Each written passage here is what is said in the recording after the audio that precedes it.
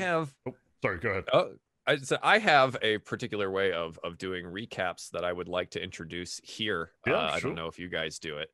So what I would like everyone to do is roll me a d20, please. Oh no. Oh, dear goodness. Does whoever rolled the lowest Natural has to do one. the recap? 10. Roll me a d20, please. Exactly even. Oh! It'll be you. It's me. Man, I love seeing this. So Connor with a 2. And those of you that haven't changed your as rolling, go ahead and alter that as well. The way that we do this, it isn't a recap as you, Connor. It is a recap as your character sees what happened in the last session. So you will take everything that Hugo thinks, thought, and whatever, present that as our recap, and I will fill in the blanks as needed once you are done. So sometimes it turns out that like you've been knocked out half the episode, so you don't remember anything, and that's the only recap that we're gonna get. But luckily this time you've got a lot of background here. So Hugo, what happened last time? Well, last time we went to discover if there were any secrets in that bathhouse Tarina had mentioned. The things went rather tits up, I believe is the saying. First off, Rowan valiantly attempted to drown herself in a foot-deep bath, while I found a rather incriminating letter amongst the personal effects of one of the attendants, and then we decided to stake it out for nighttime when we'd return, pick the locks, and hopefully the plan was to get ahead of said cultists in gaining access to their base. That ended with a dagger in between my ribs, which wasn't awfully pleasant. And then we descended further down, unfortunately into the sewers, whereby we were set upon by several sets of cultists and found some awfully disturbing scenes down there, including things that I think are far too gory and crude to include in such an eloquent recap. Right. But let's just say there were human things down there that were no longer living. We found 3 doors, representing each of the 3 gods that the worshippers follow. And well, we've just been set upon by some people pretending to be dead, and then headed further in. Yeah. And as a small reminder, what you are doing is you are looking for followers of the dead 3. The dead 3 being 3 gods of death and destruction and what's it called? I want to say rulership, but I can't think of words Tyranny? right now. Tyranny. Thank you. Jeez, man. So you have followed them through this secret entrance in the bathhouse into what looks to be some combination of sewer / dungeon / hideout. And there's evidence of followers of all 3 of these cultists here. And we ended right before right before a fight, actually, as you entered a room. And we'll go ahead and give the description one more time here as a reminder for everyone from 2 weeks ago. The eastern part of this room is unlit, flooded, braced with floor-to-ceiling wooden beams. Rough-hewn steps rise out of the murky water to the western portion of the room, which is dry and lit by 2 torches and sconces that flank a stone altar. Shackled to the wall behind this altar is a sickly man in a loincloth with a burlap sack over his head. An alcove in the north contains a freestanding suit of plate armor missing its helm. But things that take the forefront here are 2 grim figures, a powerfully built woman clutching a mace, and an even bigger man wearing a bucket helm. The helmed man is jabbing the prisoner with a spear, causing him to twitch. Both figures are clad in chainmail, and the woman carries a wooden shield with a leering skull painted on it. Now, if I remember correctly, we had some people with light spells cast upon them, so when you entered this room, it was pretty apparent that someone had turned in here. And the woman turns, looks around, sees, "Intruders, here!" And I'm going to need everyone to roll me some initiative, please. All right, starting out diplomatic. I like it. Let's go. Oh, yeah. I totally forgot 5. that we were like 8. ended at combat. Ended it right at combat. Mhm. Yep. I appear to be in the front. Seems bad. Yeah, as a note for our viewers at home, with Alias not here, I will be taking the role of Rowan during combats. Otherwise, Rowan will not be here for roleplay things. Okay. Yeah. Just to Uh, clarify, Alias is just feeling a little bit unwell today, so yes. we thought we'd let she- her rest instead of dragging her to wage away at the D&D mines. But yes, all our best to Alias. We hope she's feeling better for next time. But she will be back next time, of course. Excellent. Okay. So, starting off here, as I also go get Rowan. Dang it, Rowan. Why are you way over here? Oh. Oh, well, Rowan gets to go first, so that's fun. So I think Rowan, in a cautious, nervous fashion, though, would approach, and I think she would ready herself and her shield here, and probably say something to the effect of "Stop stabbing that man that's hanging on the wall," and come up here and maybe try to hit the guy with the bucket helm. And I believe that's probably, yep, right at 30 feet. And we'll swing the longsword. That is a natural 1, so that's gonna miss as the large man turns away her blow easily. Francis, it is your turn. What would you like to do? Well, I don't want to get too close just yet, so I'll move down to here, and then I'm gonna use vicious mockery on the bucket helm person Oh yeah, that Rowan just attacked. So it's a wisdom saving throw. perfect. Okay. What do you say to this man's? Show your face, vile blackguard. I think the response is because he crit his wisdom save here. It's like, but I'm protected under my helm. He kind of looks at you quizzically. It's I a still good think point, he takes Francis. He takes that one psychic damage still, I believe. So Let there's me that. check. Actually, I'm pretty sure it does just do half damage. He's Yeah, just it's half confused. damage. Yeah. Okay. Yeah, he's just kind of confused. Like, why would I take this off? Obviously, I need its protection. Okay. So, Francis, that is some of your movement and your action. Would you like to utilize a bonus action? Not just yet. All I right. will end my perfect. turn. Okay. Bucket Helm Man is going to turn and strike out at Rowan here. He's going to make an attack with the spear, which gets turned away by Rowan's shield, and then is going to turn and say, Kazira, attack this one here. And Kazira is going to ready themselves to do that.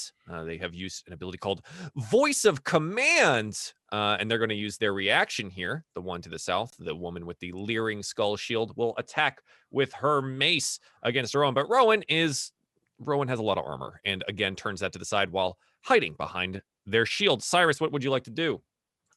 Gonna round this corner and take a brief second to see things. I can't see a dang thing. That's a hallway. You went back the other way. You gotta go. That's a hallway. So let's see. That was 5. Go here. Yeah. So down this direction is the room. I got unarmored movement, so that's pretty dope. I love the idea of Cyrus just like unexpectedly dashing in the wrong direction. Yeah, I was like, wait, so was like, you're like splashing wrong way. towards the other way. Splash, splash, And I'm like, wait. No, I just did a fake out. It's fine. So yeah, I'm gonna Just rock getting a down running over here. start. Yeah, so Cyrus, you rush up to the enemy combatants here. I'm gonna hit the top person. That's Buckethead Man, right? Buckethead, yeah, Buckethead guy is All right. up here. Shield is down here. Blue marker is for shield. I'm gonna ring his head like a bell. Just give him All a right. good old fashioned Yeah. thwacking. As I also hit things. 19. Yeah. A 19 is good and definitely hits here. Hit him for good old fashioned 10 damage. 10. Then I'm just gonna, just kick him right in the leg. Yeah. All right. Try to like kick him in the kneecap, bring him down from there. The unarmed, unfortunately, though, as you collapse onto his knee, you feel your shin contact metal plating that is on his thigh, and it doesn't do as much as you want it to. Garbo. That's it for now. I'm just chilling here. Excellent. Hugo, what would you like to do here as you see combat being met in front of you? It looks like the lines here have been drawn and there's not a lot of space for you to work in there, but that's okay with you. It certainly is. So what do you Do I wanna have a clean shot if I yell out a little warning to Cyrus and Rowan to mind their heads?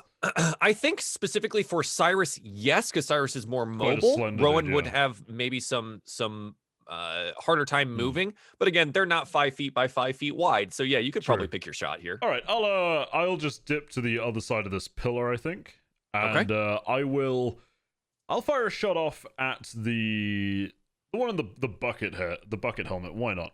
Yeah, bucket guy up here, not Bucket holding guy. a shield. Yeah, not Probably holding a shield, an easier kind of shot. the better target in my mind. Mm-hmm. I'll fire my longbow for 15 to hit. 15, unfortunately, just misses. Oh, Yeah, I tough think it probably luck. goes clattering off in the back, and like almost hits the guy that's hanging back there. We watch as like the arrow just like clanging against the wall. Don't, I'm already hurting. Stop it. Don't do that. All right. Wasn't intended for you, old chap. Sorry. Yeah, I guess I'll do the classic rogue thing. I'm just gonna dip back behind the pillar and keep an eye out, but kind of dipping Sure. and ducking out the pillar. Please don't hit me mode. Would you like to use your bonus action to try and hide? No, I don't think I'd be hiding really, because I'm gonna actively like keep an eye on what's going on. I guess so. All right, sounds good. The woman with the leering skull shield is going to turn her attention to our friend Cyrus here, and is going to try and mace. That is a 10 to hit, and unfortunately does not do so. At the bottom of our list here, last and certainly not least, V. What would you like to do? All right, so V's gonna move up just to get a good eyesight, and then out of her cloak, the thorn whip is going to come out once again, trying to strike the woman, Okay. and that is a 15. Yeah, 15. I think the shield comes up and the thorn whip slaps into the skull facade there, but otherwise unable to make contact with the woman behind it. All right. All right, so V's gonna move up a little bit, actually in front, probably right here, and end her turn. Okay, nice. Rowan is going to again attack Buckethead guy. We'll see if that works out. Nope, just misses, unfortunately. So we'll move on to Francis. I'm gonna just vicious mockery again. This time on the shield one. Okay. I can't wait to hear what this is about. Your shield is almost as ugly as you are. Wow. And I think she like peeks her head over that and says, "Not as ugly as you. Would you get that from your mother?" And she makes that save, but we'll still take the 2 damage. I'm also gonna use my bardic inspiration to inspire Cyrus. All right, Cyrus, you feel bardically inspired as someone behind you chants for your success. Hooray. All right, Buckethead guy gonna try and hit Rowan one more time here. Utilizing their spear. That is a 17 to hit, which still does it because Rowan has a 19 AC and is going to, again, call out a command to Kazira below him here, who will attack outwards and will miss again because Rowan is a literal tank, actual physical tank. Cyrus, what would you like to do? Keep trying to ring that bell, give him a good old thwack. Oh, thwack, thwack. Yeah, absolutely. Good old-fashioned thwackening. Let's see, I'm not gonna go ahead and not use the bardic inspiration, Sure. but I shall, for my bonus action, use one of my key points. Right. We like do that. a flurry of blows. Okay, so roll me 2 unarmed strikes here. 11. Do you want to say that's both? Okay, because we can, or you can do that Yeah, way. it's fine. Okay. 11 and 13. The bardic inspiration is a D6, right? Yes. Yeah. Go for the mega roll. Do it. All right, Do it. all right. I'll use the bardic Pressure. inspiration. Yes. All right, so the bardic I got inspiration, 5. 5. Ooh. Yes, so the second flurry of blows will hit. So you're spinning around the quarterstaff. You try and thwack it out. The guy dodges out of the way. You try and kick him. That misses. But this last one, guided bardically by your friend here, will make contact for 6 bludgeoning damage. All right, so finally we got a little hit here. It's a bunch of armored people sitting up here. It's hard to hit anyone. So it's just a lot of back and forth. All right, sorry. So that is your action, your bonus action. Are you good to stay here? Yes. All right, excellent. Hugo, what would you like to do? Second verse, same as the first, I think. I'm gonna go squeeze I off think a so shot too. at the bucket helmet with my longbow. Absolutely. For a natural 20. That's a natural 20. Yes. Ooh. Nice. Yes. So That you hits. sneak it behind Rowan there. You're like, Rowan, duck. And Rowan obliges And the natural 20 hits for how much damage? That is 14 points of piercing damage and 10 points of sneak attack as well. 10 points sneak attack and 4. I was aiming for like the well, slit in the helmet. And it works. As Rowan ducks down, the arrow sails over, slams into the slit in the bucket helm, and slays the man as he collapses next to the one with the shield here. The woman looks down and goes, Yignath, oh, you'll pay for this. I'm going to call out to the man chained up at the back and just going to go, see, that one was much better, wasn't it? You should do that one more often. I plan to. Thank you.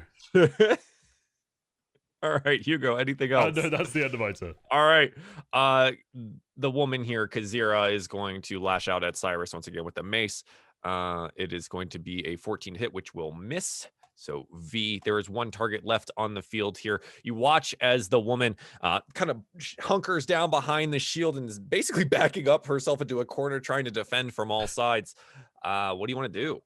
Well, it's a very tight space, so I'm gonna go same as the first for that one as well, and use another thorn whip.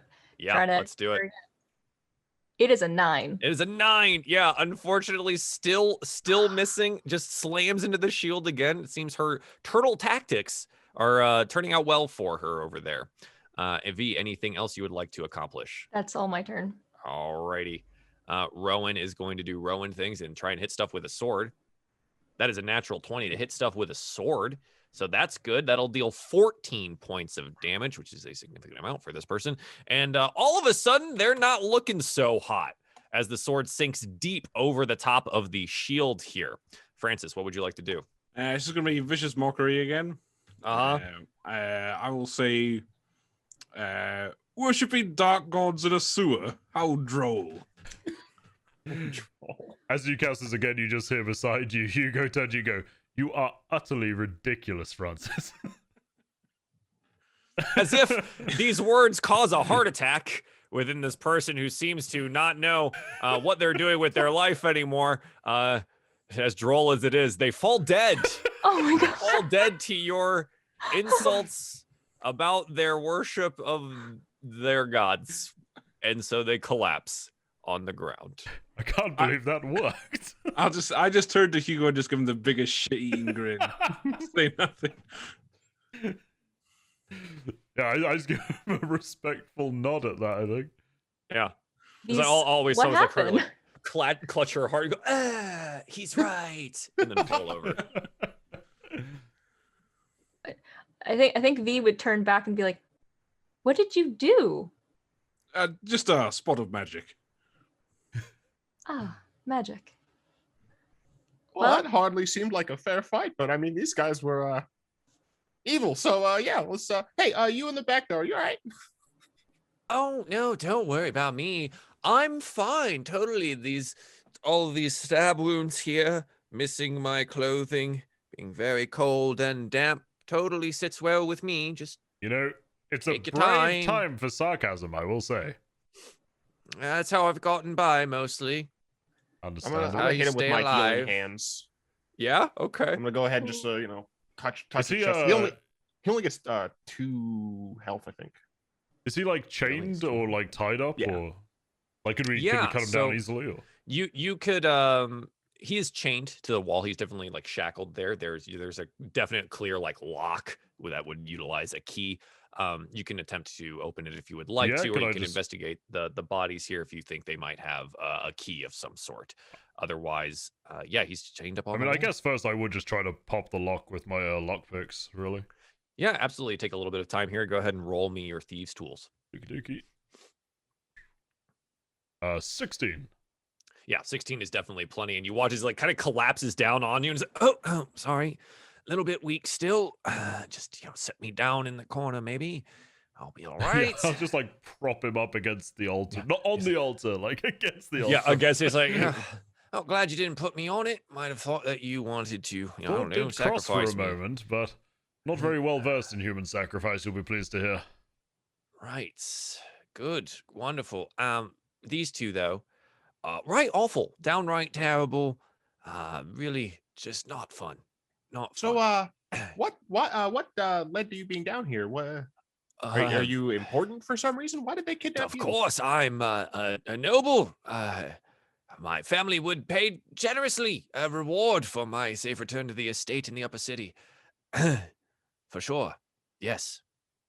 Well, Do I feel like he's being forthcoming with information? Roll me some insight. Yeah. Hmm. Because the DM coughed, which makes me suspicious. 15. I have a cold, thank you. Unacceptable. Yeah, he's lying. Not about being a noble, but about a generous reward. Okay, I'll just say, I'll just go. So, pray tell, who exactly are you? Hi, I'm Klim Jahaso. I am a merchant and a bit of a, royalty. Well, I'm in line somewhere. Who knows anymore? He looks kind of down. There's definitely, with your 15s, like, you note that there's, like, some awful stuff happened in this dude's life, probably pretty recently, more so than being stabbed with a spear while being chained to a wall. Right, well, I suppose, this is the end of this for you, which is awfully nice. I'll kind of turn to the group and I'll say, Yes. what exactly do we do with him? He doesn't really look to be in a shape to be carried along by us. yes, unfortunately, it seems like we have a lot to do left here. So I guess that's up to you. You can follow with us for some sort of protection. You could, I guess we could put him in another room. I really don't want to stay down here any longer than I do have to. Do you think you can make it back? But I can't. He like gestures down at like the large stab wound in his thigh, and he's like, "Not sure I can walk right now, so that might be out. Old leg's giving me trouble." How do you fancy hiding until we're done here and we'll come back and get you? We've cleared the way so far, I must say, more or less. Well, if you leave me here, I can't really go anywhere else. Can't really move too much. Would be really nice though if you guys, if you had a bandage, some kind of gauze, maybe just some clean water. That would be nice. Well, I've got some. I'll give him some out of my water skin so he can have a drink. Yeah, sure. I'll say I don't really have any bandages though. Got 100 ball bearings if you fancy using those. V looks at the group just back and forth and says, I have one more spell I can use if it would make you feel better. I think anything would make me feel better, but as long as it's not a spell of killing me, I'll take it. He is not in immediate danger of dying. Yes, you may need that for later. He looks down at like the blood pouring out of his like, lips. He's like, I could be. Cyrus or might Rowan, be. you seem like a handy sort. Do you not have any bandages? We could make one. I can tear an arm off my shirt. I don't mind. I have a question. I have an herbalism kit. Does that have some like random herbs in it? Can I like do a medicine check through that or? Sometimes. The way that I would think about this is you're adventurers. You're not dumb. You're going to carry some kind of like, you're going to carry like a wrappings of rags or something like that. You know this happens. When you take a short rest, you're like actively bandaging yourself, things like that. Just because you don't have a medicine kit doesn't mean you don't have the means to, provide basic first aid for yourself. We just don't say that it heals you, but you do those things, right? Yeah. An herbalism kit would probably carry things like that, right? As well as like a mortar and pestle and other things that you would utilize to mix herbs together for various different things. I like to bandage them up then. Okay, roll me a medicine check. Let's see if you bandage them up real good like. I didn't realize I'm proficient in that. I got 16. There you go, a 16. And so you do so. And it's like it's a delicate hand. It's a practiced hand. Cyrus seems really good at tying off these bandages. Everything looks ship-shape. I mean, he cleans out all the wounds. There's a little and complaining from Klim, but that's to be expected at this point, I think. But eventually, yeah, you provide as much care as you can. Oh, Cyrus, you know what you're doing. Good job. Well, working on the farm, I would have to make sure the animals were taken care of, and family would get hurt sometimes. So I've learned a few things. So Klim, was it? Klim Jasso.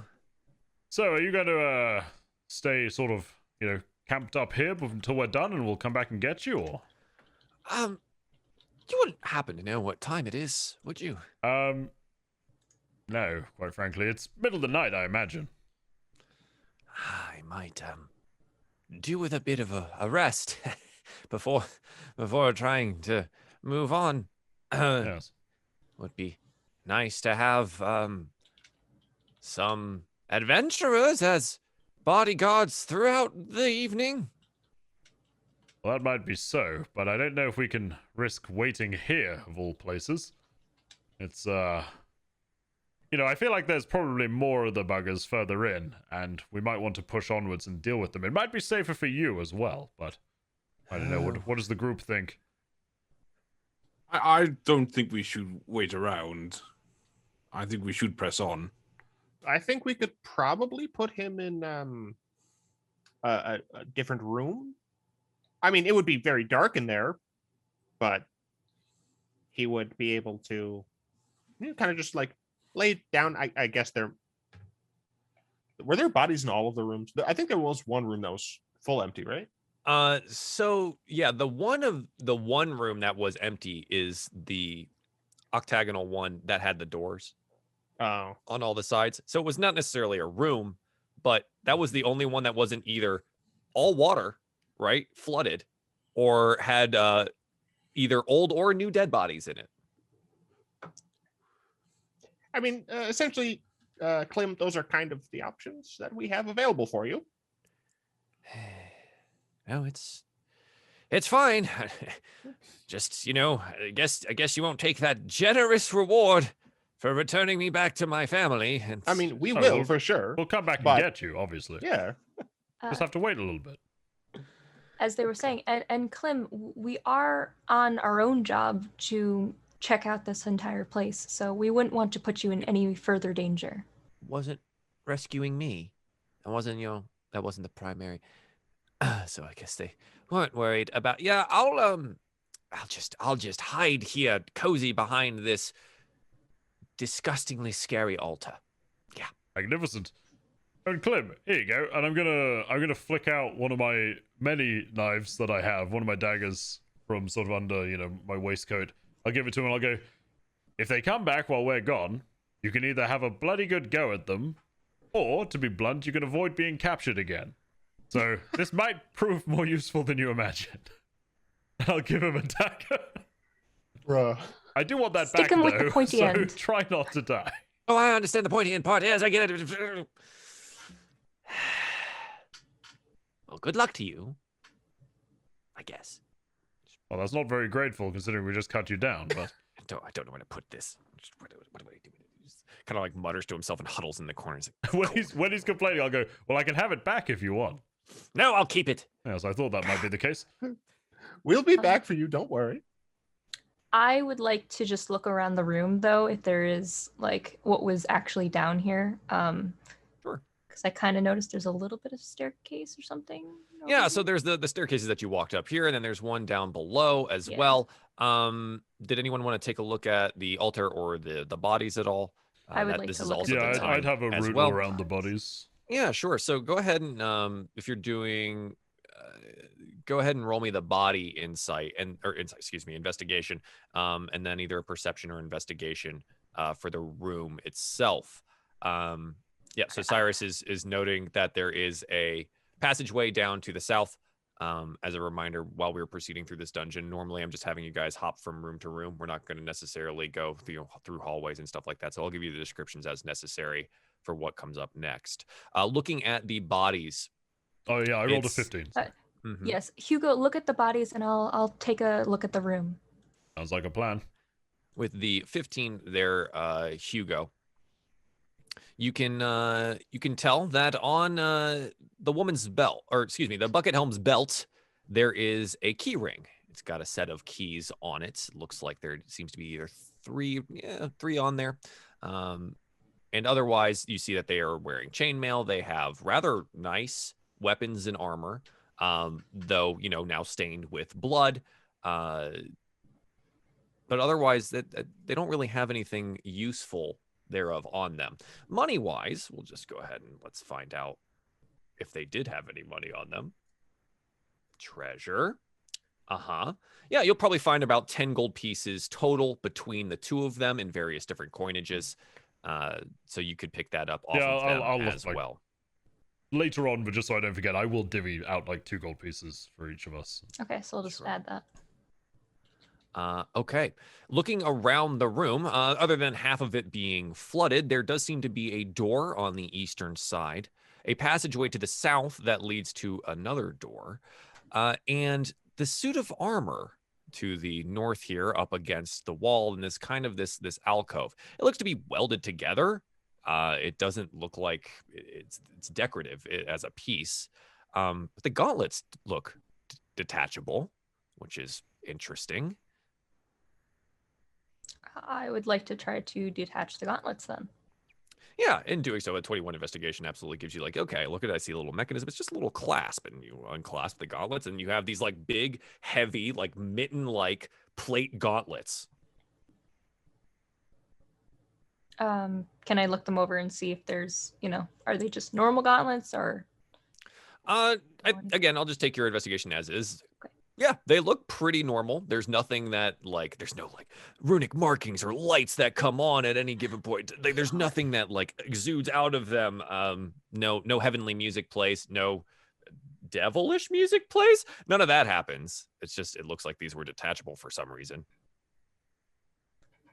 Oh, okay. So there's these gauntlets that came out. I don't think they're really anything crazy, but did anyone need any gauntlets? Can I take a look at them, perhaps? Sure. She's gonna give them over.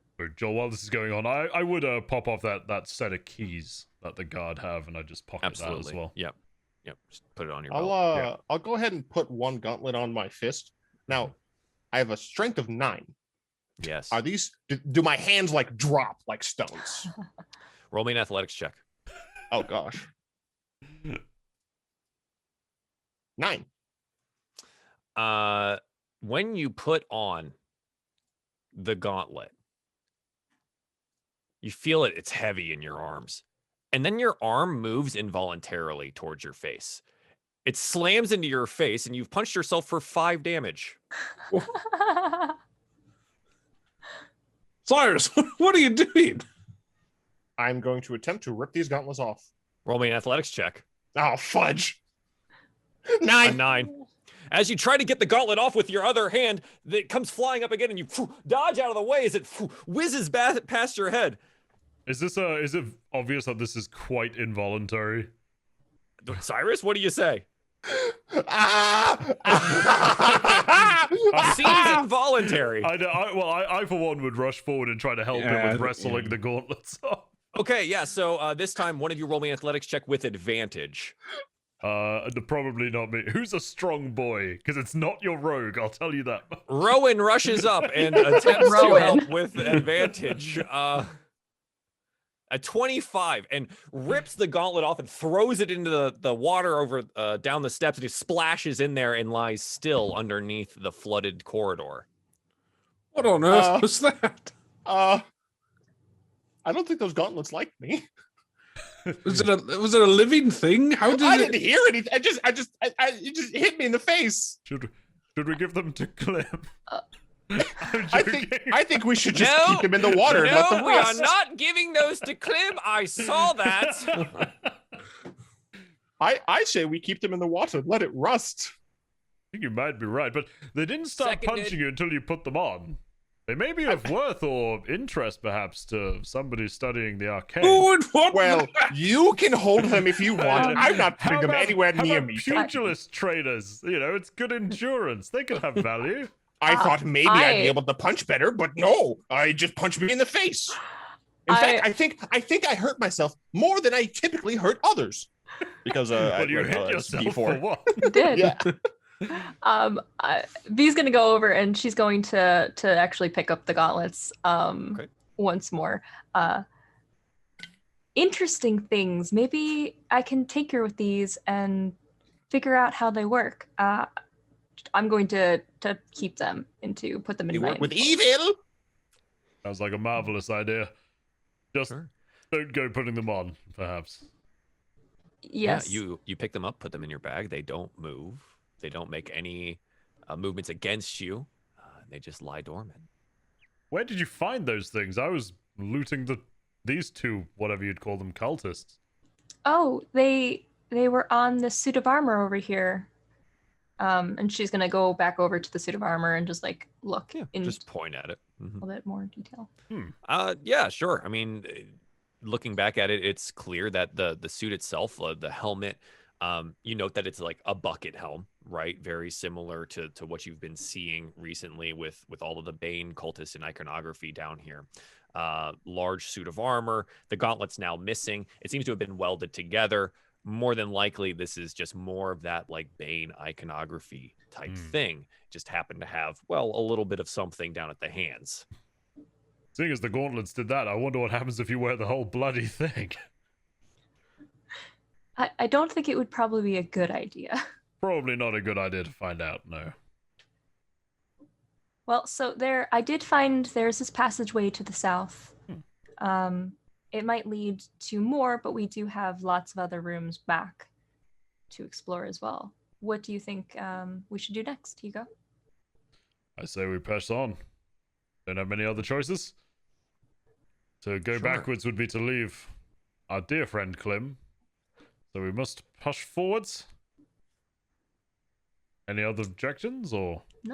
No, sounds good. Marvelous. To the south, there is a door. You go through another one of these flooded passageways, the water continuing onwards from this room, up a set of stairs, and ending in a doorway. The door is shut, and you are not sure what lies beyond. Is there any markings on the door, similar to what we've seen? No, actually, there is not. I mean, I will press. I'll press my ear to it, see if I can hear anything inside. Roll me a perception check. Okay. 10. 10. Listening, you hear the drip of the water from the ceiling and the watery movements as your party stacks up here in this flooded hallway. Beyond the door, maybe the sound of like little feet, like rats possibly, but it's hard to tell. Doesn't sound like there's anything too big on the other side. We came from over here, right? Correct. You guys came from the north side. There is a door to the eastern side of this flooded chamber, and then there is this corridor to the south and a door at the southern end.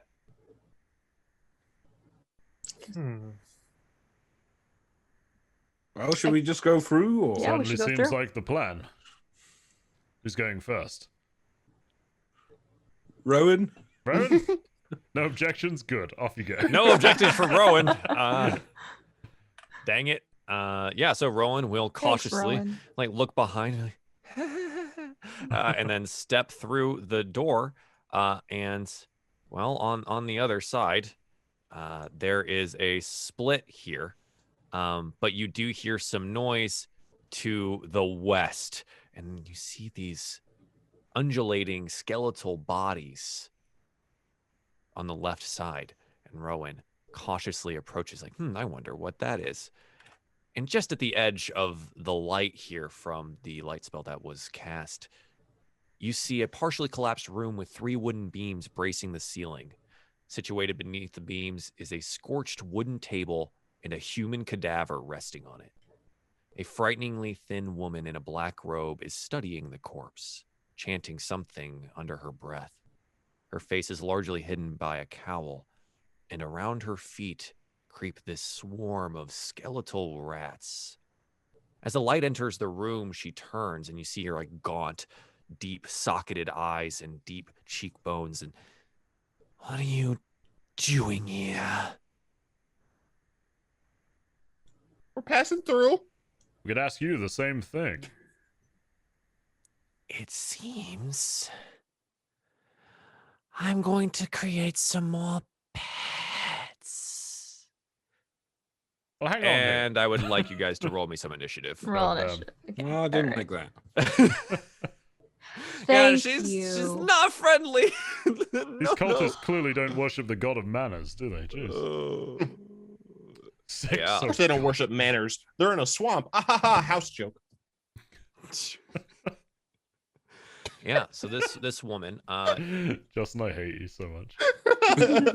Join the club. I'm its leader. turns, raises a finger, and seems to whisper down something in a language you might not understand at these rats, and they lurch forward towards the group. Let's see who's up first here. It's gonna be her, or it's gonna be V. V, roll me dex real quick. Okay. Just flat dex. Okay. 10. Okay, so she's gonna end up going first here, and she is going to cast. She's gonna step forward and cast Burning Hands. Of course she is. Oh no. Because why not? I need dexterity saving throws from Rowan V and Cyrus and whoever else is in this hallway here that I might not be able to see. I'm sorry. Yeah. So everyone that is in here, make me a dexterity saving throw, please, as the Burning Hands comes out of her outstretched fingers. And I have a thing for this. That was a 14 from me. A 14. 11. Okay. 21. 21. Okay, so the 14 and up does indeed succeed. So you will take 4 fire damage, whereas V, you will take all 8 of the fiery damage as this flame comes outwards from her hands. Oh, look at that. Yeah, right? Isn't that cool? I only get to use it like once. So, boop, there it goes. And that is going to end her turn there. But V, she has situated herself immediately in front of you as the smolders fall off of your long cloak. What do you want to do? Well, is there, so I just see her, or is there any other movement? Like, Yeah, so you've seen these like skeleton bodies kind of like undulating there, and they look like rats. okay. So I see, I'm trying to just, Yeah, so let me see. I could see what you see. Yeah, so at the very edge of your vision here, Okay. there seems to be this swarm of like short skeletal rats. okay.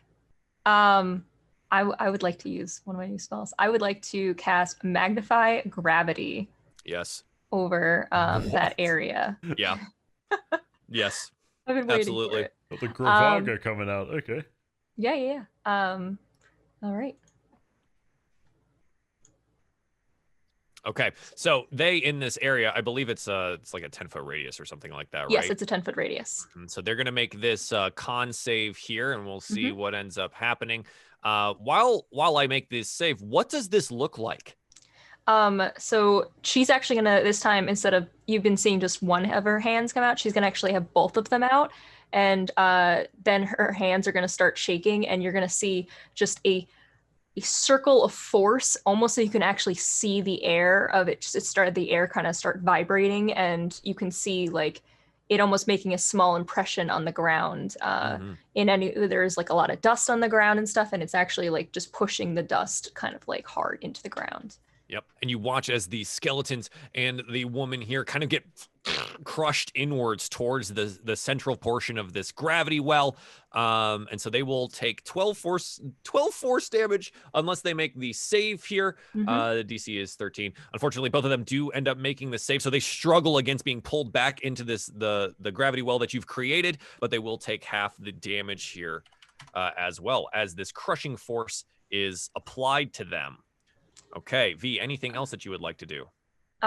Just for the rest of the spell, and says until the start of your next turn, any object that isn't being worn or carried in the sphere requires a successful strength check against your spell save DC to pick up or move. So if they're getting anything, so if they're holding it, it's okay. But if they're not already holding it to pick it up, they have to make if there's save. like a weapon or something, like I mean the skeletons are kind of just down already, right?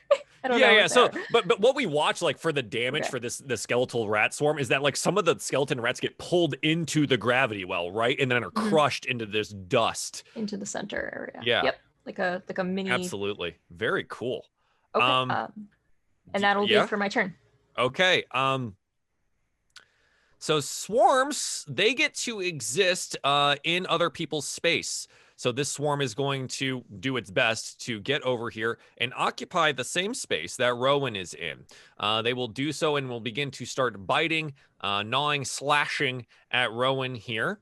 Occupying the same space, Rowan will not have the benefit of utilizing a shield here, and just the armor around them will protect them. Luckily, it is heavy armor, and it doesn't look like any of the rats have made any contact just yet. Cyrus, what would you like to do?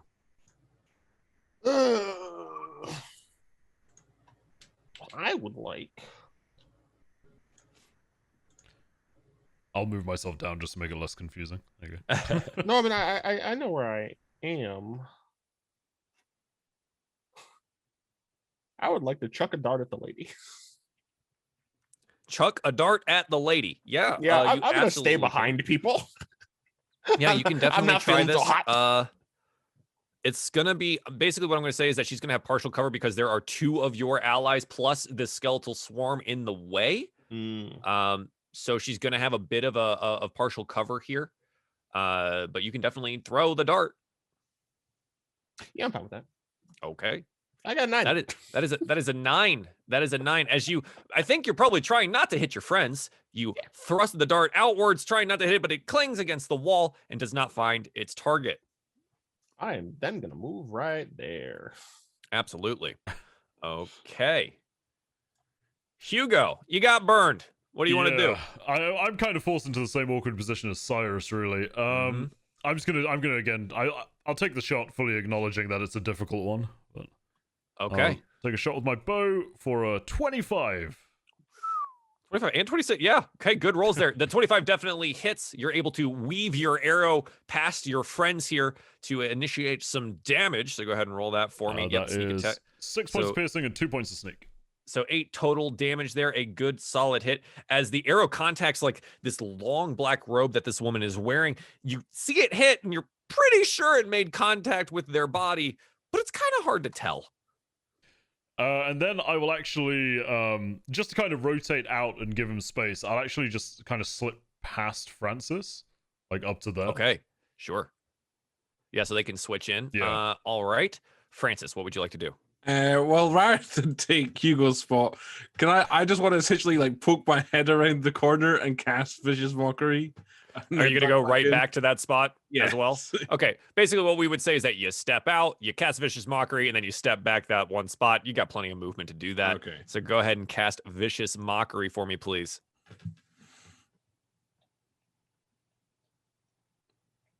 So yeah, it's a wisdom save from you. Yep, absolutely. What do you tell this skeletal-esque woman?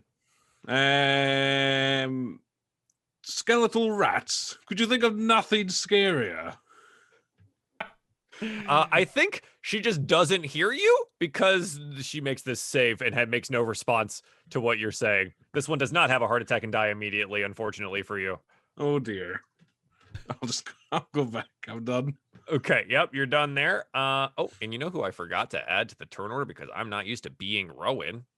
It's okay. This puts us down at the bottom here. So Rowan will go next. Rowan is going to attempt to get the rats off of themselves. An 11 to hit is going to hit the rats as they kind of just, bend over, slash, and try and shove them off and slash at things. So it'll be 8 damage. With these types of swarms, it is pretty clear that trying to slash through a bunch of them, she maybe hits a couple, but the swarm is still very much active. Okay, this brings up the lady again. I mean, you're all still here, right? She's gonna cast. Wait, she can. I'm actually back here. I just moved my token for the video so I can see what's going on. Yeah. I think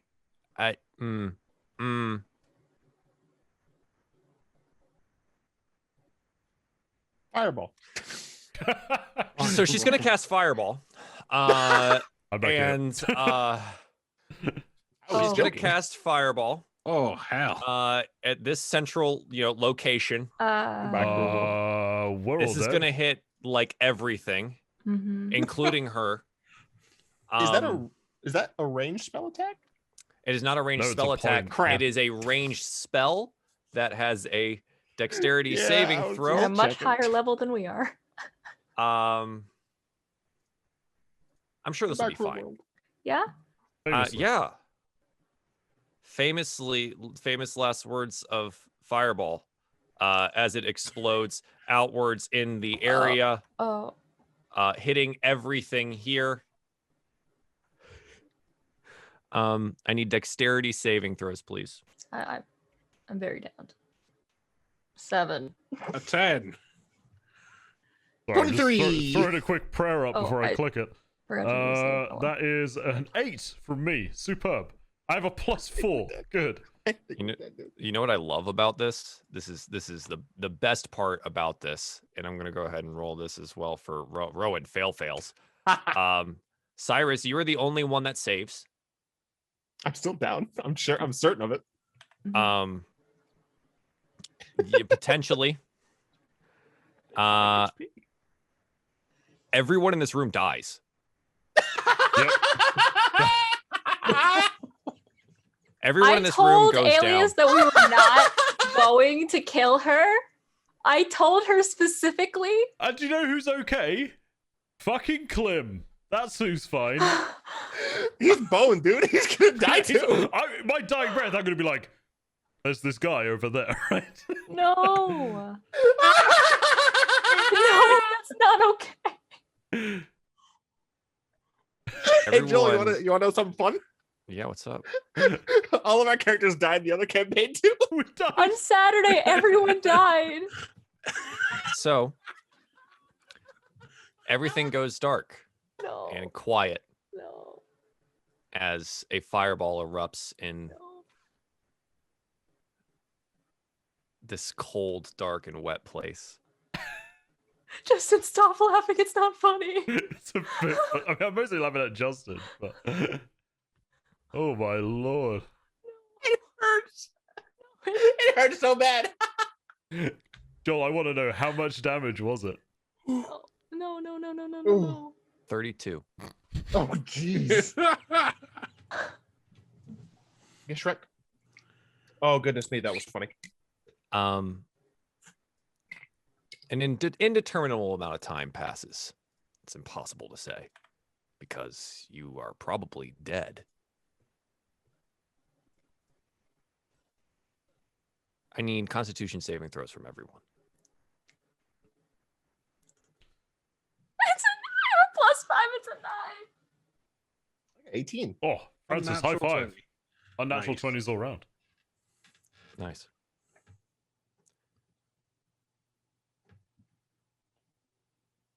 Francis, Hugo, you both sputter awake, feeling hurt, burnt, broken.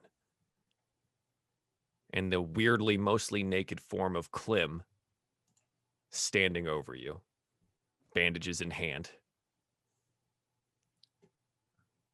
Oh, you're awake. Well, guess I was glad I didn't use you as bodyguards, but well, the rest of them kind of looks over to the side of the room that you are currently in. It looks to be the same one that you were just fighting outside of. I heard a, well, rather frightful explosion and thought the worst, and it seems that I was mostly right. That one there, the monk, still breathes. The other, though, well, I looked underneath the cloak, and I am not rightly sure what I saw there, but it definitely does not breathe. I don't know if it's alive. I don't know what it is. And kind of gestures over towards V's body. Hmm. The woman there with the shield, though, she is stable, though seems to have suffered less wounds than you and your other friend here. I don't know much about medicine, I'll be honest, but I figured that you saved me. The best I could do is save you. I suppose it's a good thing that you didn't send me away. Yes, I'll kind of cough probably some soot and some blood up. I'll say, thank you, Klim. I did not expect you to repay the favor so soon, but I'm glad Yeah, you me were either. here too. Well, consider this your handsome reward or whatever for saving me. Yes, I feel it may have outweighed whatever our reward was to be. Kind of crack him half a smile, I guess. I'm gonna go over and kind of, you know, draw back the cloak and see I guess it would be structural damage to V in a way. Yeah. V, this is an opportunity for you. What would happen to V and their body if exposed to extreme amounts of heat?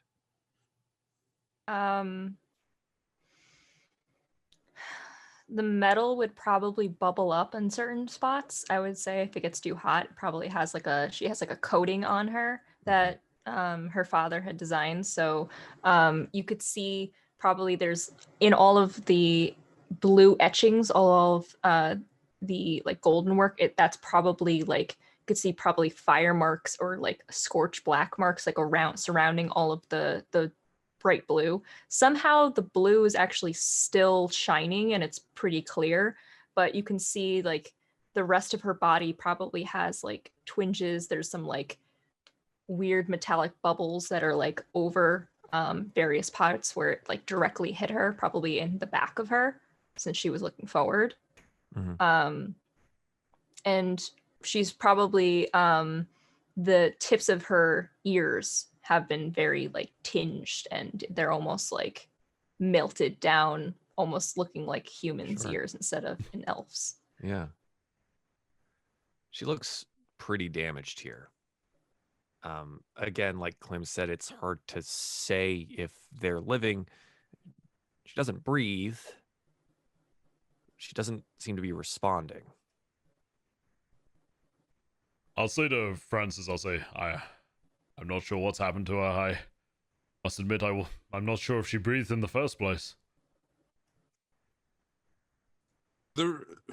I might be able to help, but we would need to rest here for a time, and I can play a song to hopefully help our companions. But before we do, Clem, was there anyone else, a gaunt-faced woman? He, gestures over to a pile of smoldering black rags. He died too? That might have been them.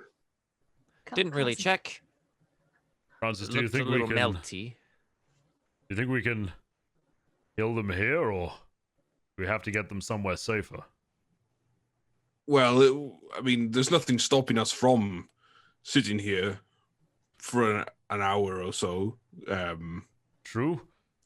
I don't know if we can maybe drag them to somewhere safer, or I don't know. It was hard enough dragging you around anywhere. He gestures over to Rowan. That is a lot of metal. Can I check, is Rowan still breathing? Yeah, absolutely. Roll me a medicine check. Sure. Medicine. A 4, unfortunately. A 4. Looking down at Rowan, Clem seems to be right.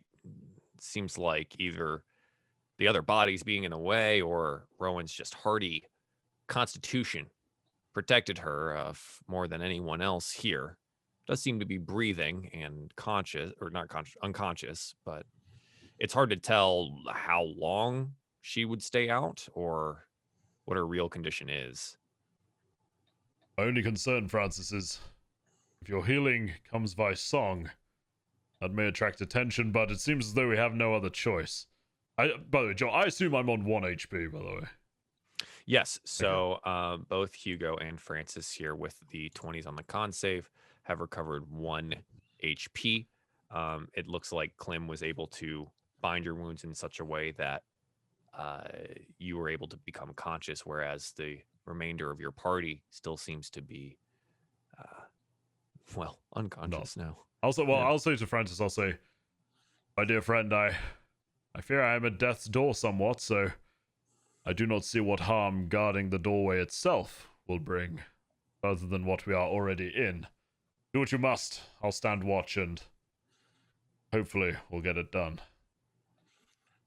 Very well. And I'm gonna stagger towards the entryway with my rapier and like, one hand over the lean wounds, on the wall, like, leaning on the wall, like Inigo Montoya after he gets wounded, just daring anything to appear. Yeah, absolutely. So yeah, I guess we are taking a short rest, so I will play my Song of Rest. Absolutely. Now, the only issue is that it's only creatures that can hear my performance, and they are unconscious. It's also creatures that are utilizing a hit die. Oh, is that it? They Oh, get the bonus. And So would they the have to healing only already be happen at the using end as well? a hit die, and then they get an additional d6 to add on top of that. They have to be able to hear your song, and they have to be rolling hit die. Does anyone have any hit die remaining? I do. I do. Of And those- I do, but I'm unconscious. Of those conscious, I think I should preface. I mean, yeah, both I do and Francis does. You would both see the benefit then. It's not going to help our friends, who I imagine are probably fighting their own battles to stay alive right now. God, why does there have to be 3 of them? We can't carry them out. I'm gonna just. How does Klim look? Does he look like he might be able to carry someone? How's the staff wounds Klim doing? looks gaunt, skeletal, like as if he's been down here for at least enough time to have, not had food or water for quite some time, and it seems that he's been suffering the torture down here for a while.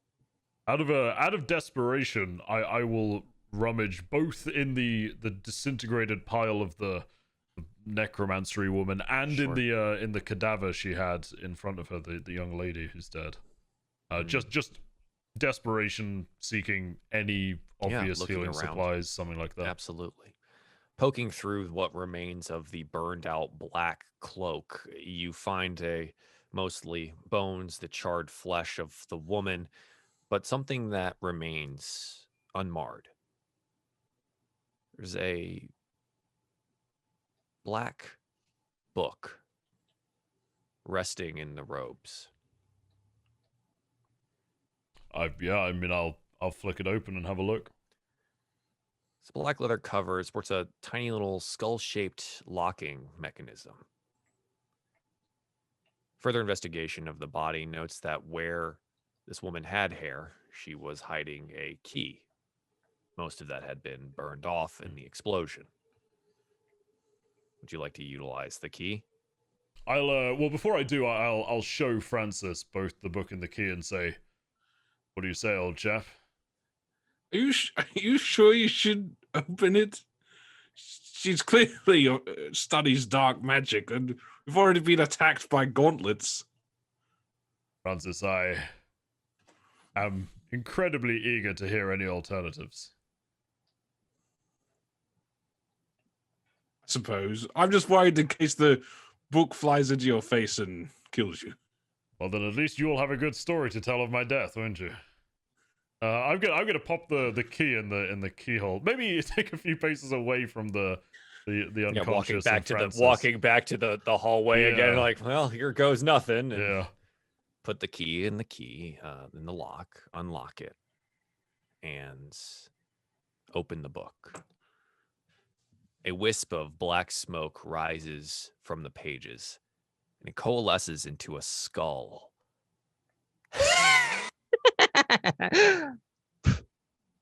And disappears. Roll me a Constitution saving throw. I hate books, man. Okie dokie. Here goes nothing. 7. Fantastic. Okay. You feel this like haze, this pall fall across you, and it's as if like the edges of your vision turn slightly darker around, like as if everything around was vignetted. But you look down at the book, it didn't kill you. You note that this is a spell book. It contains the spells of, well, probably everything that she had.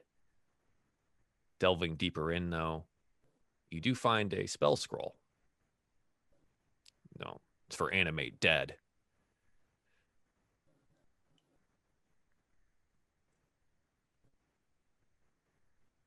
again, I will. I assume Francis saw the skull. Oh, absolutely. And Saw that's- it and heard it. yeah. And Clem is like, that didn't seem good. No, not a lot seems very good right now. I imagine I may have something to deal with, or something that shall deal with me in the near future. But Francis, are any of these of use to you? And I'm going to take the scroll out, and I'm going to flick him the book, and say any of them perhaps may help our companions, because obviously he will know the spells a lot better than I do. Yeah, so looking inside the book here, flipping through it, you would find the following. The cantrips of Chill Touch, Mage Hand, Message, Prestidigitation, and then you would have Burning Hands, Detect Magic, Ray of Sickness, Shield, Darkness, Misty Step, Scorching Ray, Animate Dead, the actual spell, and Fireball. There's no healing magic of any sort. This scroll says it'll cast Animate Dead, but I can't imagine that we want to do that to our companions now, do we? Not if they're not dead yet, anyway. But I guess an option would be we could have a corpse and raise it and use it to help us carry the bodies. V, roll me a Constitution saving throw. Okay. It's a rather dark idea, my friend. 19. Okay. Cyrus, roll me a con save. 20. Both of you roll me a d4. 1. 4. And 4. Okay. Do we have any other option? I don't think so. I think we need to get out of here before anything else shows up, and we need to get our companions out with us. I mean, my thought would be going and reanimating the brute that we fought against earlier, because I don't think that young woman deserves anything else happening to her, and she doesn't really look of the stature to carry someone. I could go and... Well, I suppose you're probably better off trying, actually. And the other of us could... Well, I would imagine we're going to have to remove Rowan's armor, for one. I would really think. Look at it this way. Now, I'm no technical genius, but there's one entranceway here. It's dark. No one's come chasing after us with from the sound of the skull, and well, if we need assistance, maybe we go get assistance and bring it back. Oh, I just worry that our friends are not going to live long enough for us to get someone and bring them back. Added to the fact that, of course, we don't know how far into this dreaded place we are, and there's likely a lot more of it to come. That, mixed with the fact that somebody is probably going to find us sooner rather than later, means that we may not have that choice. And Clem, I mean no offense, but I feel as though if we send you, you may not return. No, of course, I would always he looks around and saying, I'm sorry, I did just rush in here and save all of you after an explosion, so I think a little bit more respect is due, but yeah, I mean, some clothing would be nice. I don't want to run around the streets of Baldur's Gate naked.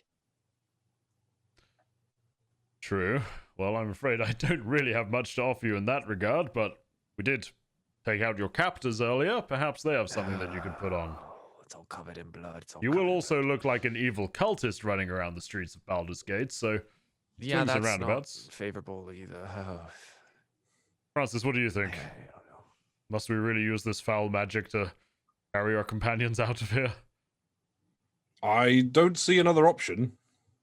Shall we go try it? Or do you want to go and I'll remain here, or Clem can remain here to guard the others? And You want me to... I guess I will go. Very well. Yeah, I'll hand the spell scroll of Animate Dead to Francis. Okay. I will take the scroll of Animate Dead, and then I'll go to the room where we found Clem, where there's the two bodies there. Perfect.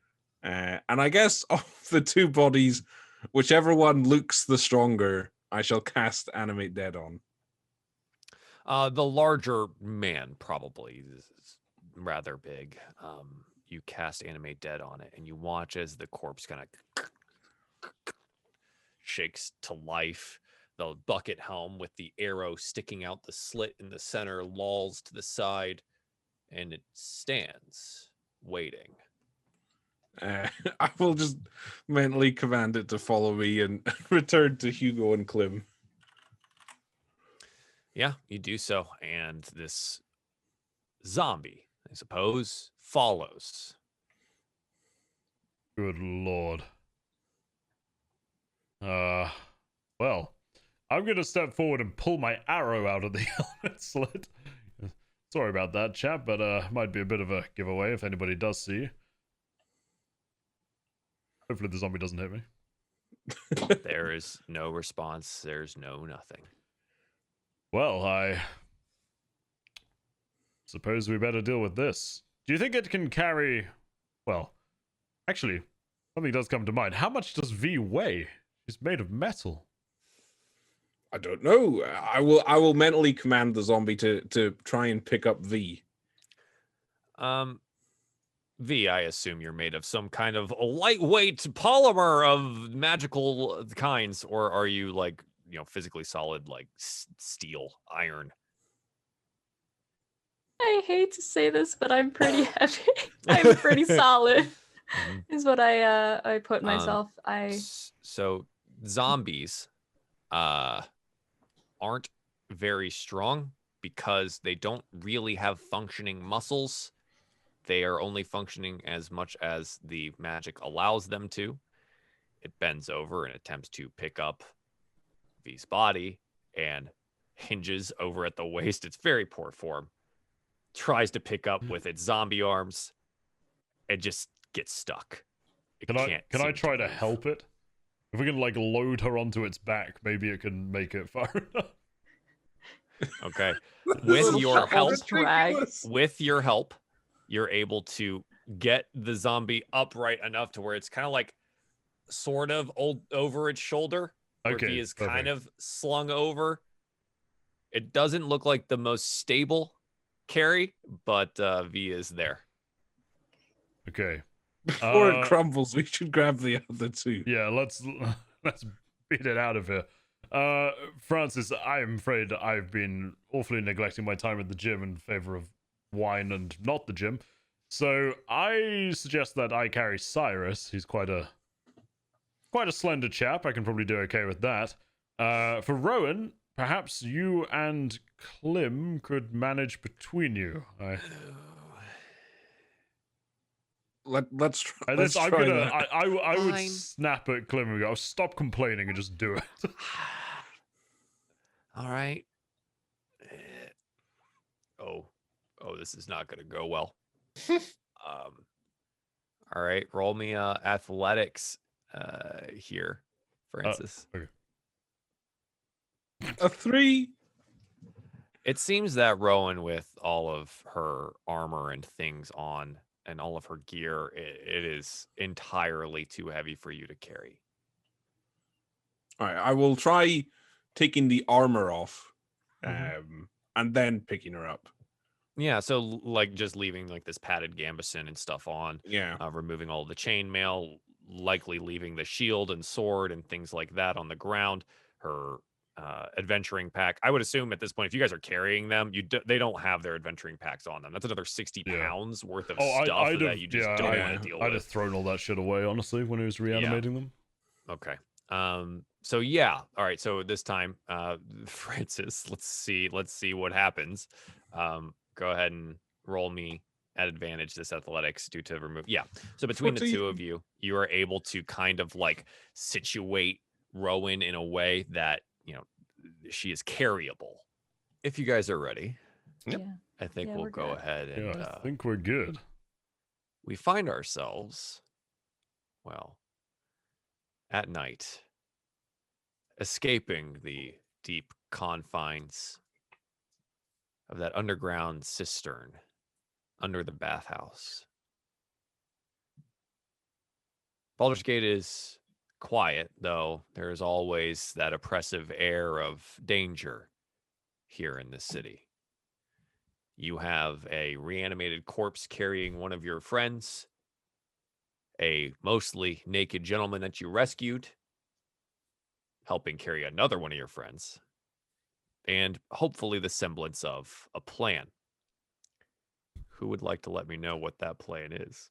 Well, I would say to Clem and Francis, I suggest we go to my house in the upper city. It's not too far. We can follow the wall once we cross to get into there, but I don't see any other option. We'll have privacy there. No one will bother us, and my home is large enough, albeit worryingly unprepared for guests. We can rest and recuperate there and hopefully tend to our friends to make a safe recovery. Clem, of course, you are more than welcome to rest there as well, as you may wish to recuperate before returning home. The only thing I would ask you, is would there be a healer open at this time that we could get to come round once we get there? Well, so would I know if any of the temples that would deal with healing would be open throughout the night? I'd imagine Oh not. boy. Some might be. It's hard to say unless you've, like been there. Ogma, Timora's might be, If and we're lucky. Helms would be. Helms, because it is, the singular bastion of justice throughout Baldur's Gate. They're probably like it's like going to find the police. Like there's someone at the desk. Okay, I'd say I imagine we may be able to find help, yes. And I'm sure there are those who would aid us, even in pressing circumstance.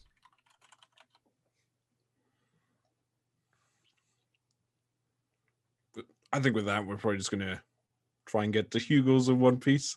Sure. I think you can do that rather easily. Baldur's Gate this late at night, even, especially trying to get into the upper city, there's not going to be many people trying to do this. The issue is going to come when you try to approach the gate. This is where the division of the two watches of this city takes place. The Flaming Fist essentially rules the entirety of the lower city and everything in the outlying portions. Baldur's Gate and the upper city has its own division of its own military watch. They would have guards posted here at the gates to watch for any, ruffians or zombies trying to get to the upper city. So I think you would find yourselves approaching the gate here, probably right outside the bathhouse over on this side, and there would be a couple of guards posted outside the gate that is closed, and then probably a couple more on the inside looking outwards, not inwards. What do you want to do? Can I ask just first, does the zombie noticeably look like a zombie? Does it walk like a zombie? And yeah, so it definitely doesn't seem to have skillful motor function, right? The muscles in its body are dead. It's dead. So it is herky-jerky moving as the magic allows it to. It is under the weight of your friend here, so, it's a little compressed, but it is definitely like lumbering along. It's also rather noticeable that it is covered in blood. As Perhaps we can most of you, though. Pass it off as injuries. I imagine both of us can speak quite believably to the guards here, and they may have even heard of my father's firm, but perhaps we can pass it off as injuries. We were assailed, now we're returning to the temples for healing, and to my home. I see no real reason that they should take offense at that. No, I think be as honest as we can. Yes. I don't think we could be arrested for being hurt. My only concern is if they see the undead fellow. They might take great offense to that. We all look rather beaten up, and he's got a helmet on. Perhaps they'll pass him off as merely having suffered crippling injury. I mean, there are unconscious people among us. I doubt he'll draw the most attention. Right. So, I say yes, we go with relative honesty.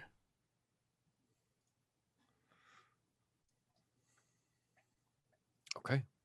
You approach, and there's something like it's a gruff-looking gentleman behind a face mask there, and the other one is a younger man, probably newer to this portion of the city watch. And hell yeah, that looks like you lot had a rough night.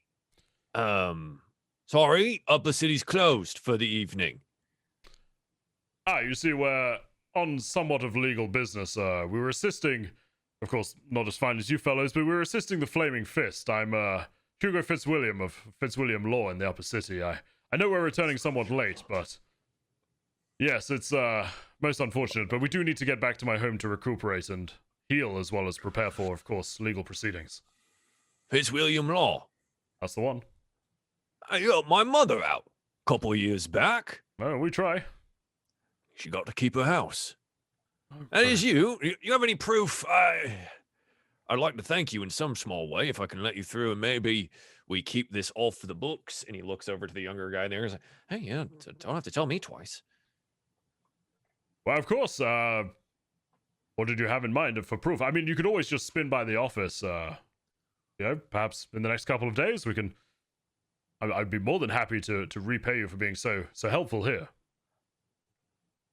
I might take you up on that. Roll me persuasion. Sure. He's on the edge here of needing something physical as proof. 24. Or accepting your word alone, based on that. All right. I do have to ask a couple questions though. Where are you headed this evening? I can't just let anyone in and by the looks of things, you've got. Oh yeah, there's a. Is that one with you? The one with the naked one helping carry the young woman? Is she all right? Oh yeah, they'll be okay. We're just rushing them. I live in the Temple District, you see. We're just taking them to my home. I have, of course, a house staff and all sorts that can aid us with that. So, don't worry, it's not going to come back to you in any stressful way. Right. Okay. Well, be expecting a call from Captain Harrell on the morrow, and I'll be by the Fitzwilliam residence then.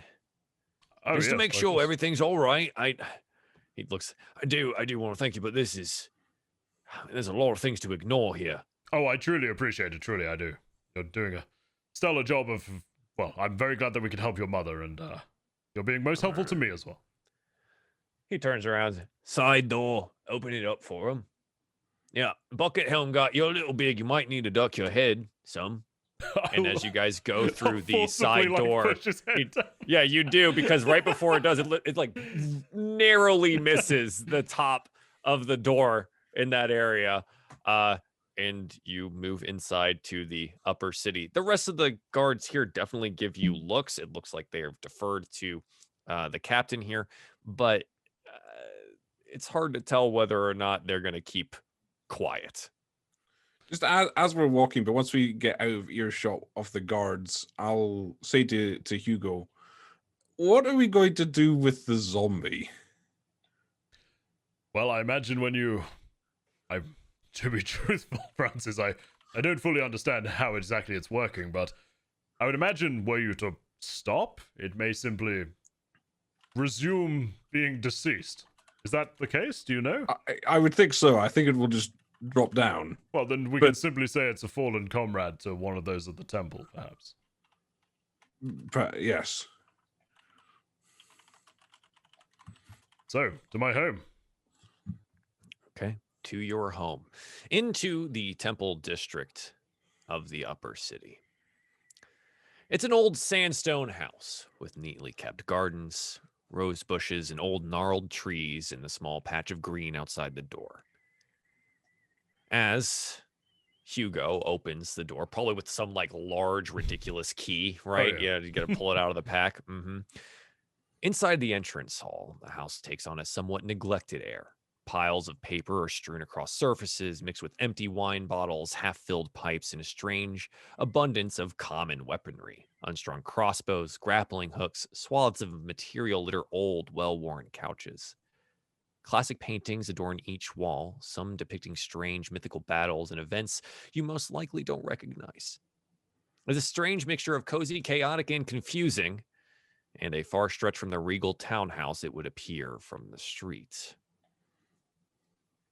I'll funnel everyone inside, and I'll sort of desperately clear the couches and the tables and gesture for people to be laid down on them. Take some coaxing.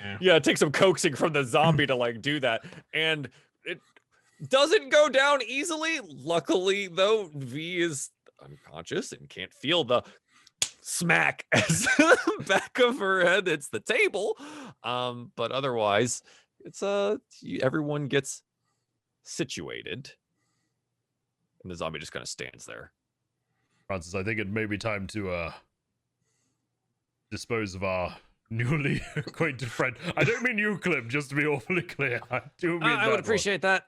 So since we're in your house, do you have anything that might fit this? Yes, of course. Right. Tell you what, go upstairs, find one of the bedrooms where you can manage to open the door. There's quite a lot of clutter in some of them. Check out one of the wardrobes. I'm sure you can find a shirt and a pair of trousers that'll fit you. I've got quite a few garments up there. Much appreciated. And he's going to turn and promptly like kind of stagger up the steps because he's still very hurt, right? Like his leg is all bandaged up, and he gets up there and he's gonna go look for clothes. I'm gonna catch him with a finger before he disappears upstairs. I'm gonna go, oh, and Clem, if something looks like it may be booby trapped, it probably is. So don't go rummaging too much. I hate adventurers. And he's going to finish going up the stairs. All right. Now, Francis, I think it may be time to drop that. Gesturing at the zombie. I'd rather not have its foul presence in my home, if you don't mind. Yes. I'll command the zombie to either, if there is like a spare couch or place for it to lie down on, and then if there's not, just lie down on the floor and then drop the command. Okay. I'm trying. I think if you issue no commands, it defends itself, continues to follow it. Creature is under control for 24 hours, after which it stops obeying to maintain control. So dropping the control means it will stop listening to you. It doesn't just... Luckily, this is all detailed on that spell scroll that you so thoroughly read previously. Of course. Thank goodness. Okay, well, I'll say to Hugo, I can't turn it off, as it were. Oh. I can make it not do anything, right? Well, I can... Well, the issue is I can sever my control over it, but it will not stop being a zombie. What if we destroy it while it is a zombie? I think that is what I was going to suggest. If we could... Very well. I'm going to pick up one of the loaded pistol crossbows off the table, put it under the zombie's chin, and just pull the trigger. Yeah, so this obviously hits. This is going to be an auto crit, right? Like you get to place the thing. But I do still need damage. Okay, sure. I don't know if I have a crossbow. Should I just click my bow? Is that? Yeah, just click bow. Okay, sure. We'll just take that. And then you're going to click longbow. 11 points of piercing. Do it again, because this is a crit. And 19 points of piercing. So 19 piercing. The sneak attack counts because it is a crit, right? So yeah, doubles, yeah. Okay. Francis is within 5 feet of it, so technically I have sneak attack. Yeah, it happens anyways. You do it and doof, and it can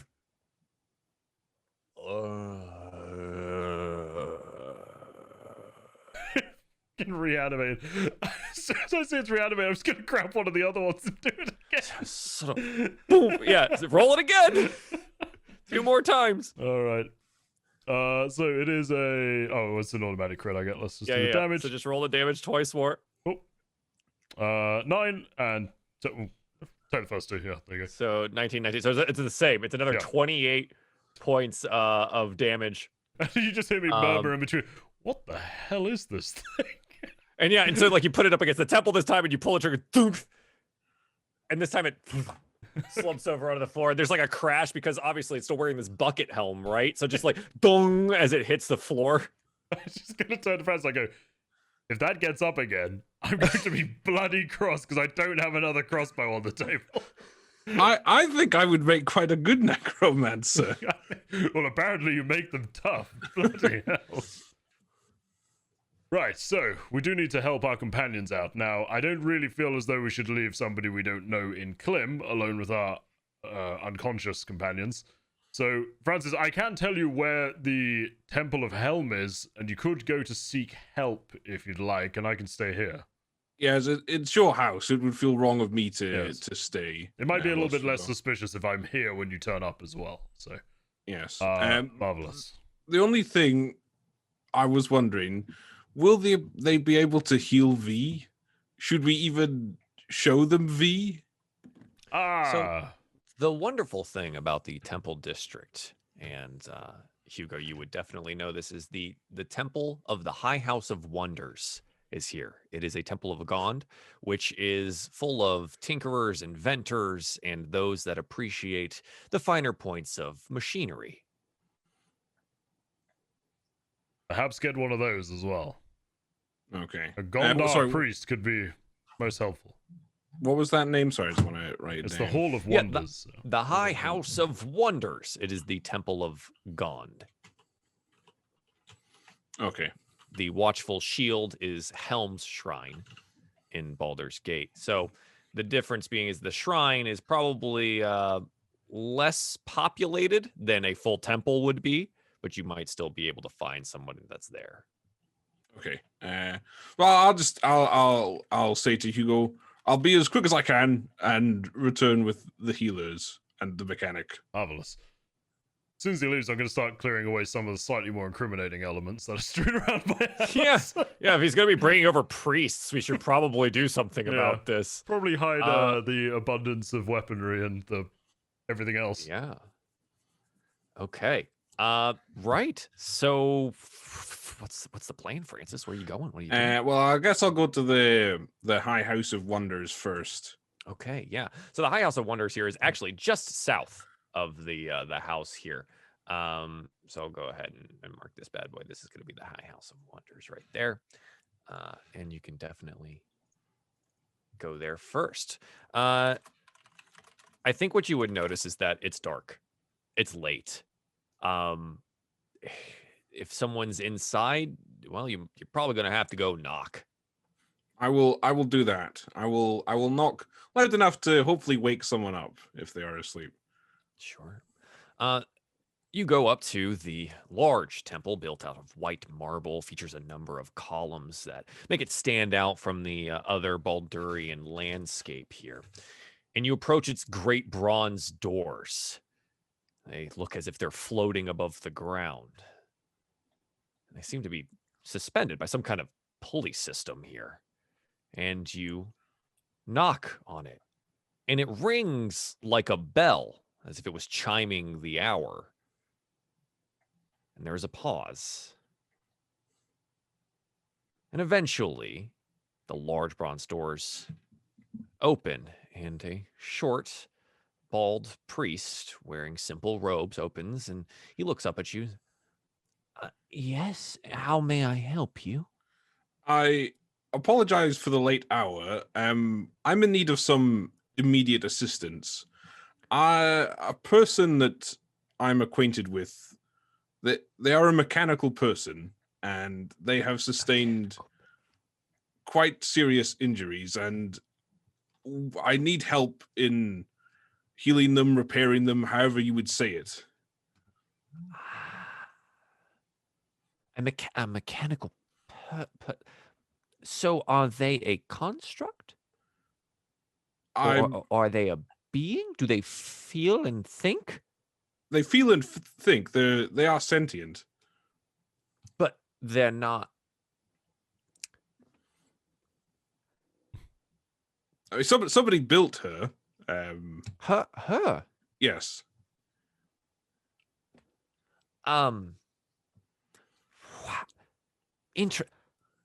Looks inside. Yes, I would love to see what is all the fuss is then. Yes. I'm just not going to tell anyone else. And he's going to step out and close the things. Like, Don't worry. You look down and like it looks like his robes are belted, and he has like a tool belt on. Oh, that's handy. So I'll set off at a brisk pace and say to him, if you follow me, I'll lead you to the home where she is currently laid up. And I do think it might be best, actually, if you do keep this between us. She does try and hide her appearance due to, well, the kind of interest it might draw.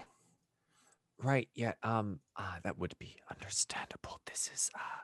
You're sure that she is sentient, right? You're sure she thinks, she feels, she makes choices. She doesn't just happen to listen to commands from something else, right?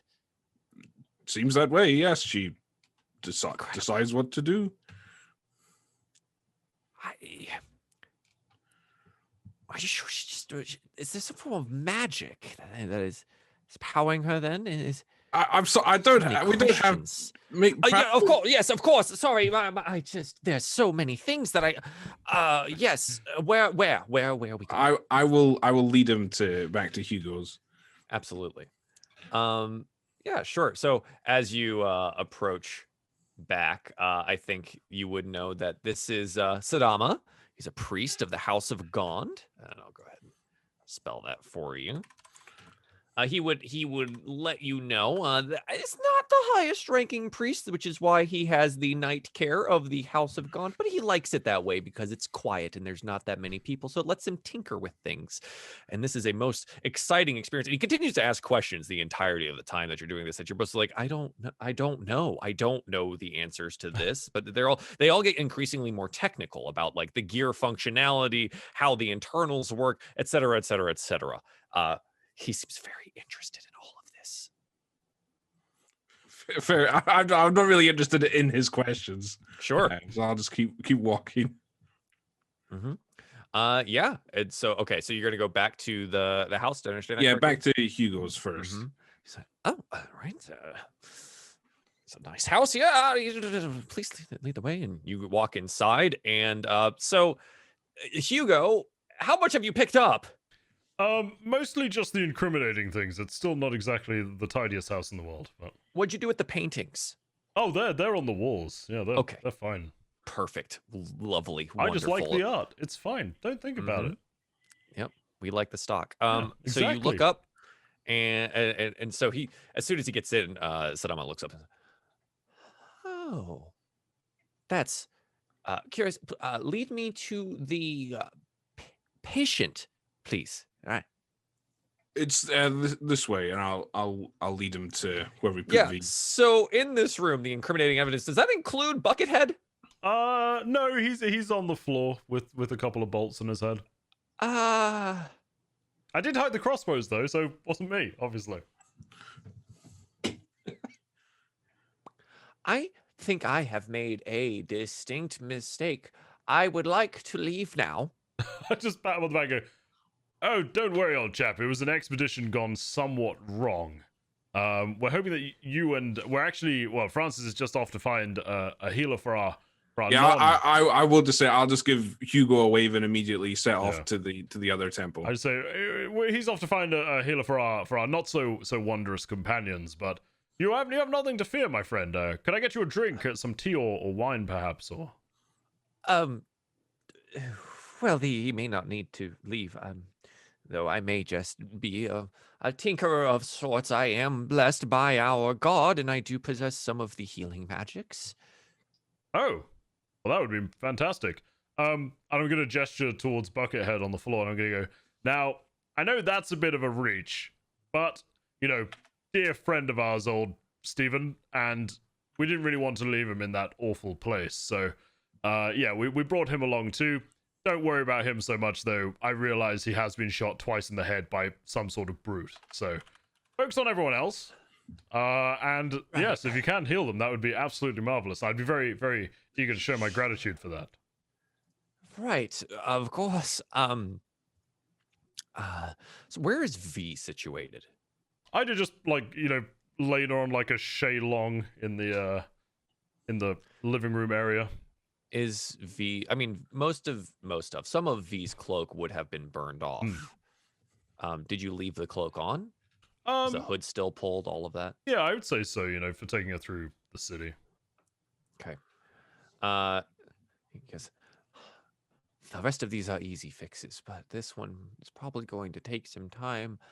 He quickly goes over and whispers something under his breath. And it looks like Rowan will probably cough and eyes will flutter open as the little golden light exudes from the hands of the priest. He's good evening.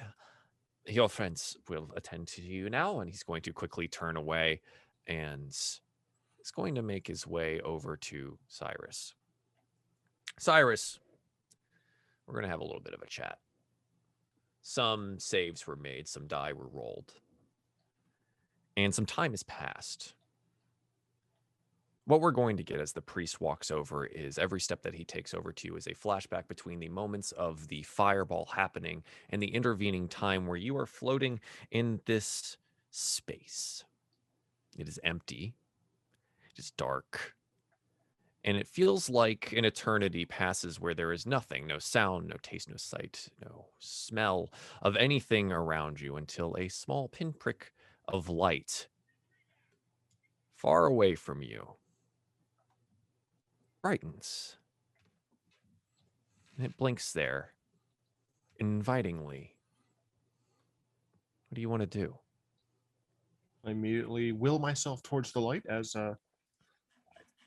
essentially all of my life. I've thought of the light as goodness. Sure. And so you do. You float there. You're not sure if you're here, bodily, physically. You look down and there's just darkness, but there is that light that is there beyond, and you go closer and closer to it. It gets larger, brighter. Eventually, so it hurts. It burns your eyes. You feel tears kind of drip down your face as you get closer to it. And eventually it sits in front of you. It's a ball roughly the size of, well, like 3 of your heads put together, and it's bright and it's hard to look at, and it is the purest of white light that you have seen.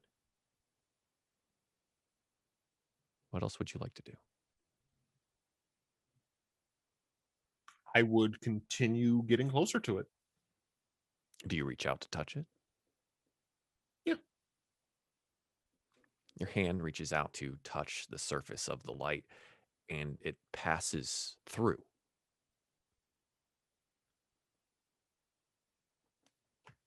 Does it feel like anything?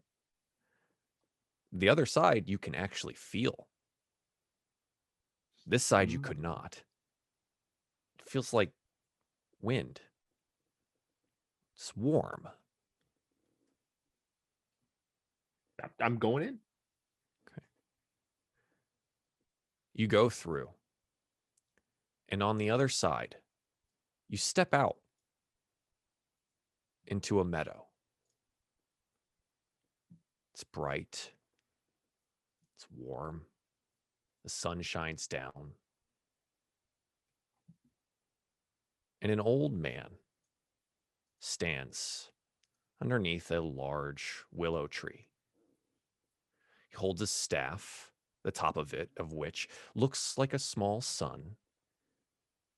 The rest of his robing is simple, brown, functional.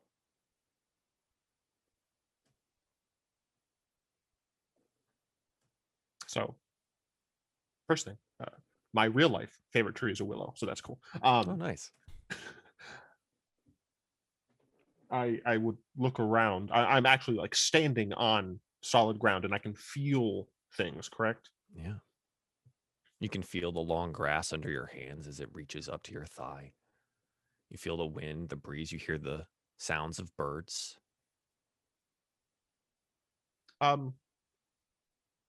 Hello there. I assume that I'm dead now. The man turns, long white beard over this simple robing, white hair tied back. His dark skin looks out towards you. You note that he has no iris, no pupils, just white eyes. Oh, hello. Come, join me under the willow. It's a beautiful day.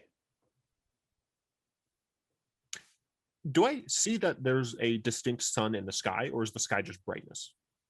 Roll me a perception check.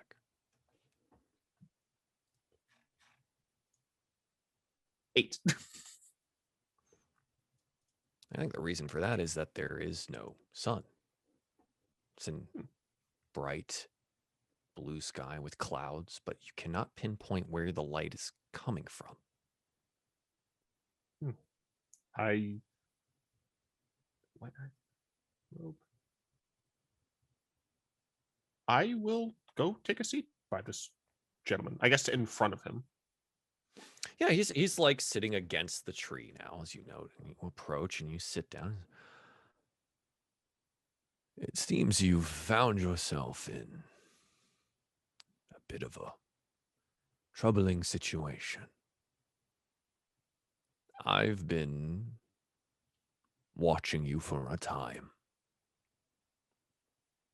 Would you say that the light is all you need to conquer the evils in front of you? With this weird form, do I still have my tattoos? You look down and you are you. Okay. But you're you and you're wearing pure white robing. But you have all of the tattoos. None of the burn marks that you would have expected from anything. None of your old wounds are there. Old scars, nothing.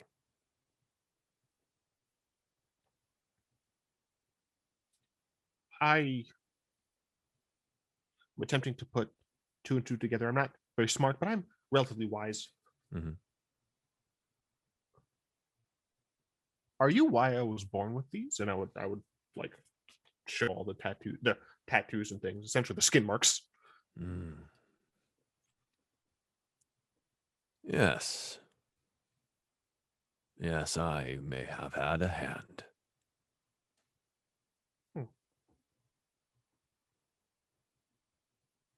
I trust the light. The light shines, and through it I can see. Mm. The road you walk now is good and righteous. Those that you walk with, I have concern. But I will give you this gift. A second chance. As long as you do something for me.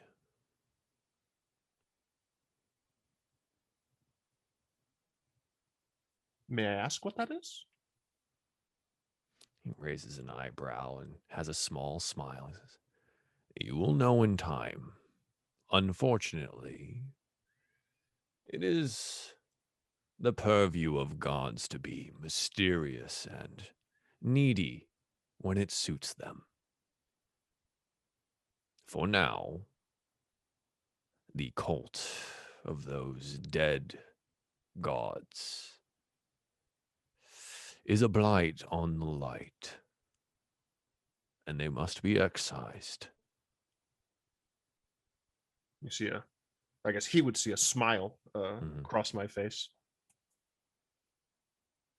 One thing that I definitely have gotten a sense of enjoyment from is purging the darkness. The darkness is Mm. full of secrets and lies. Good. But I will caution you. Temper your enjoyment.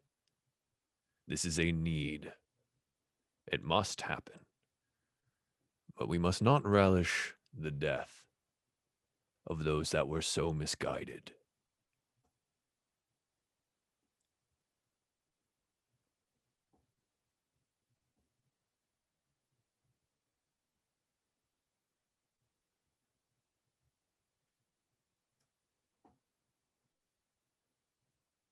the path I travel,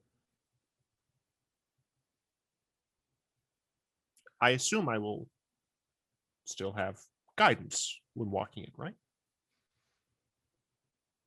Yes. But there will come a time when I will not be able to reach you.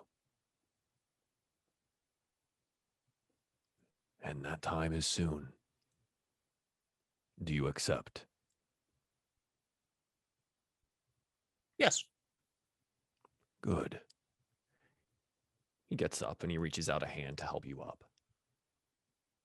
I'll take the hand. Grasp it, and you're pulled through the light and the orb, back thrust into the darkness, flying through time and space. You feel this breeze, this wind flying by you until you wake up, where there is a small priest of Gond, hands shining golden light over you, and you are brought back to consciousness in the home of your friend.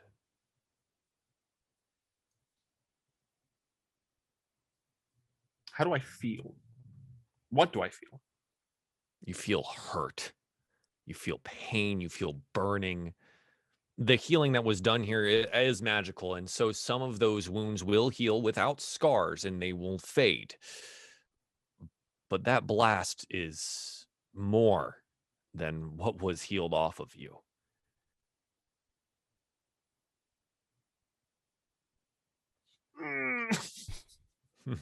Yeah, after tending to Rowan, I would rush over to Cyrus with basically like a glass of water and offer him a drink. I will drink that down. Thank you very much. Oh, this one's up. Good. Welcome back to the land of the living, my intricately tattooed friend. Oh, sorry, we haven't met. I've gotten well acquainted with what you are, I suppose. Sadama. Hi. Hello. Priest of Gond. Your friend there asked me to come fix something rather remarkable, and I think I'm going to go do that now. And he's going to like stand up, and he's going to go over to V, and he's going to just like, okay, let's see what we're working with here. And he's going to remove the hood carefully, and he's going to start observing V as Cyrus wakes up and is handed this, glass of water and is addressed by his friend Hugo. How you feeling, old boy? I think we took quite the licking back there.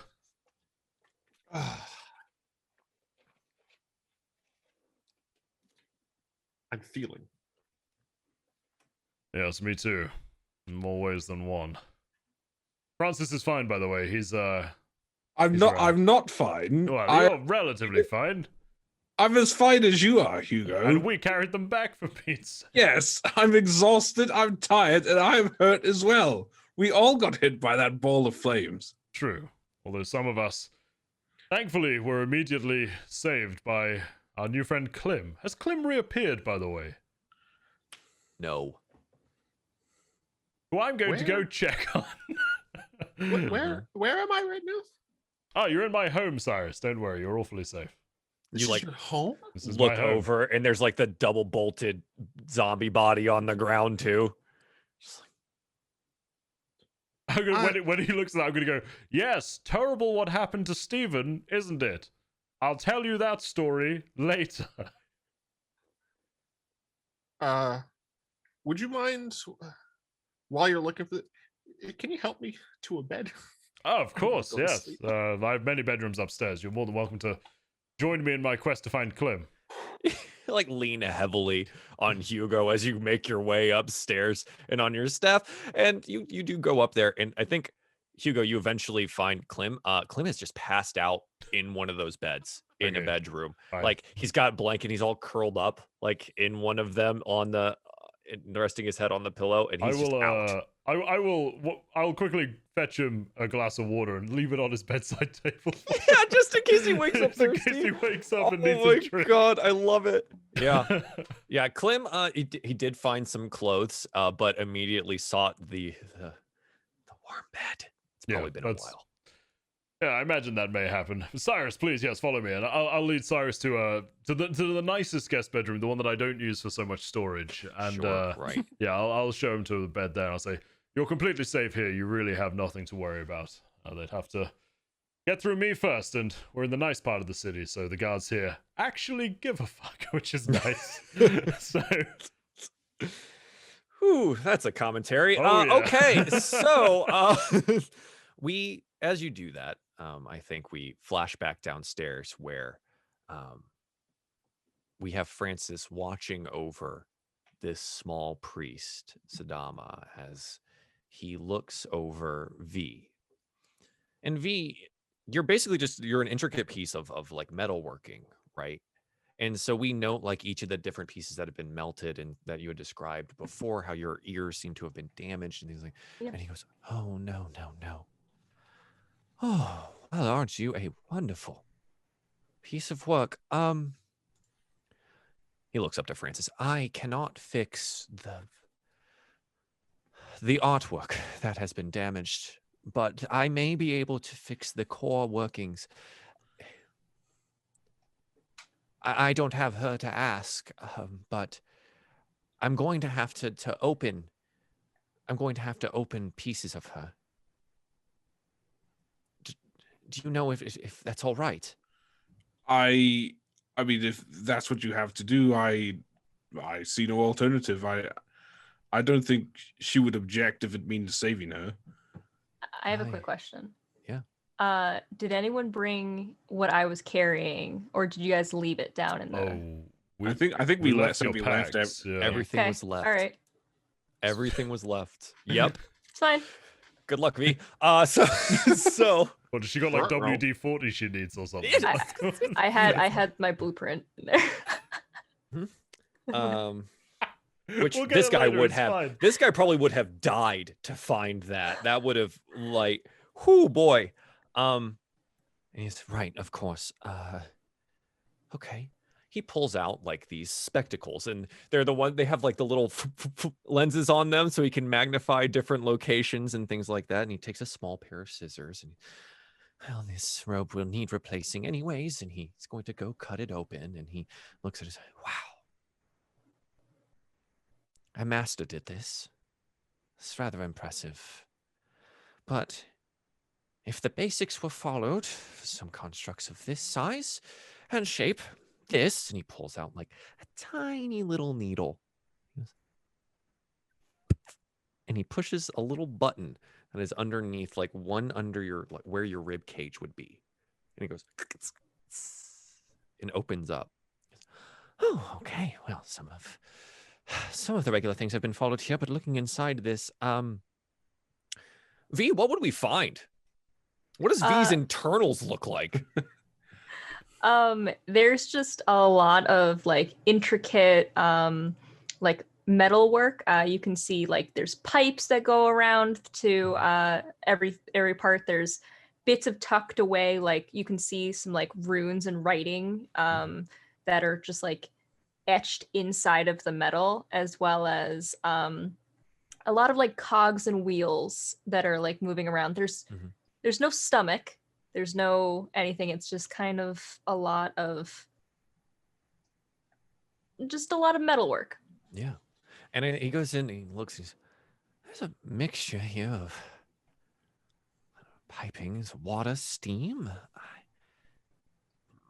Were they a clockworker? And he's like, you see, our camera sees him like poke around some of the like smaller, tiny gears that are inside. And he's like, now, if there is life left in here somewhere, then we should be able to find a. And he looks underneath, and it's like he's got like a mirror that he's inserted inside, and you can see the back side of it. And there's this tiny little gear with this little center jewel inside of it, and it's just like. Tick, tick, tick, tick. Oh, okay. Well, that's a start.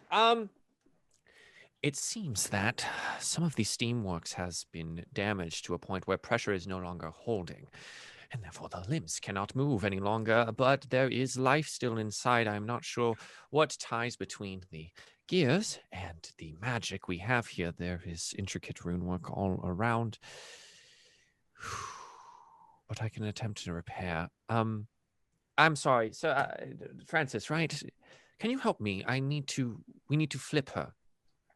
All I need right. access to her back where, if I'm following this piping correctly, she's going to have 2 pressure chambers. This is going to hold the fluid for which powers her limbs. Well, I'm happy to help. I'll let you get on with it. And Yeah, he just like Oh. flips over. And yeah, it's kind of similarly, he takes that little needle and he pushes a part like right underneath where, underneath your shoulder blade would be. And it flips out and opens. He's like, okay. And this is where most of the damage is. Melted pieces together. All right. Francis, I have some things in my workshop that I think I can use as replacements for this, but it is going to take me a bit of time to go get them. I'm going to need some new copper tubing and some more fluid. It seems that there has been a leak sprung here. all right. Well, I get whatever you need. I'm sure we can stay here for a while. Sure, right, of course. Right.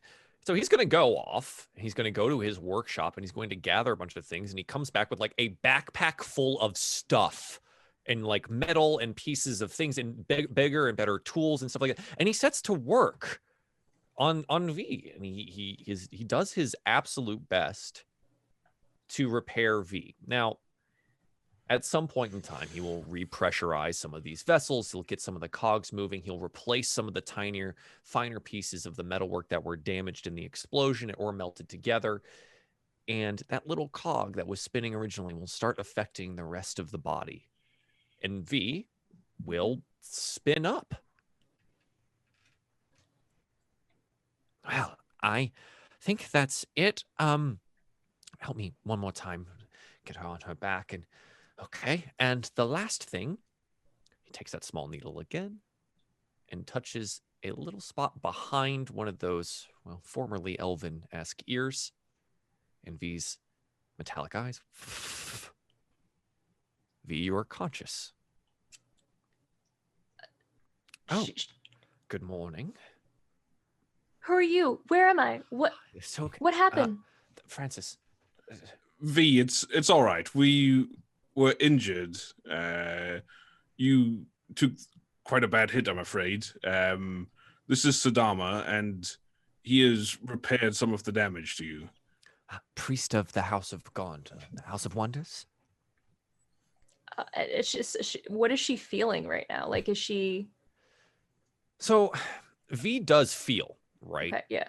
Mm-hmm. So V would feel like whatever this semblance of pain is, because for some reason in your creation, it was thought necessary and correct to give you pain receptors in some way. And so you feel that. But you also feel weird.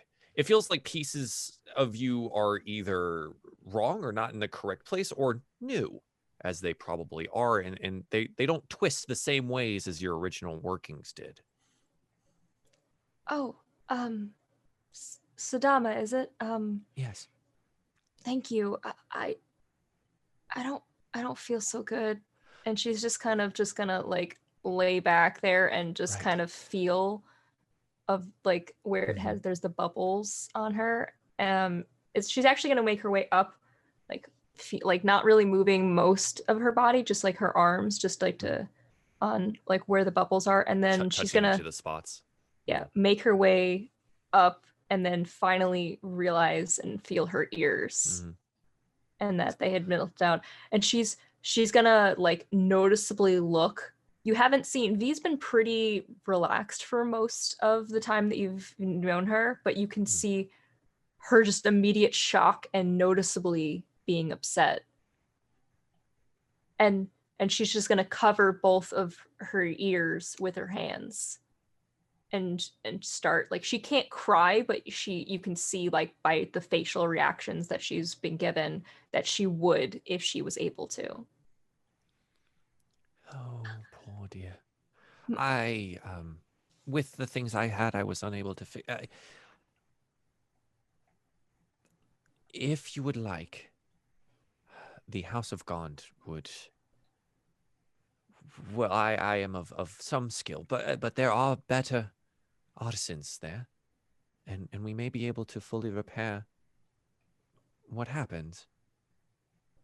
I don't want to impose.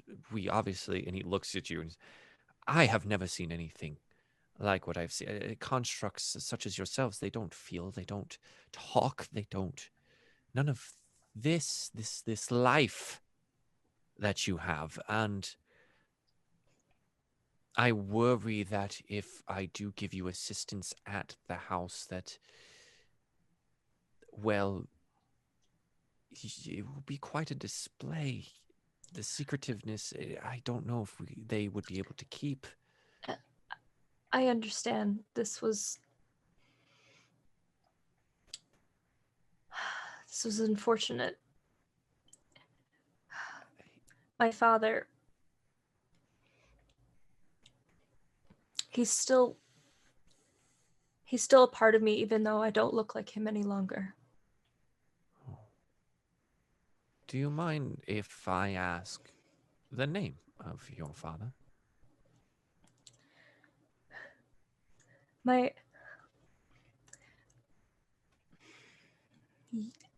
You would know him. My father's name was Leovold Welltrust. Oh. Please don't tell anyone. Oh.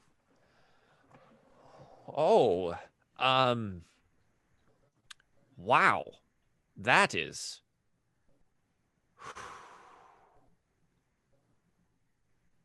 So, I have done what I can with the tools that I have been given in the workshop that I have here that does not exist.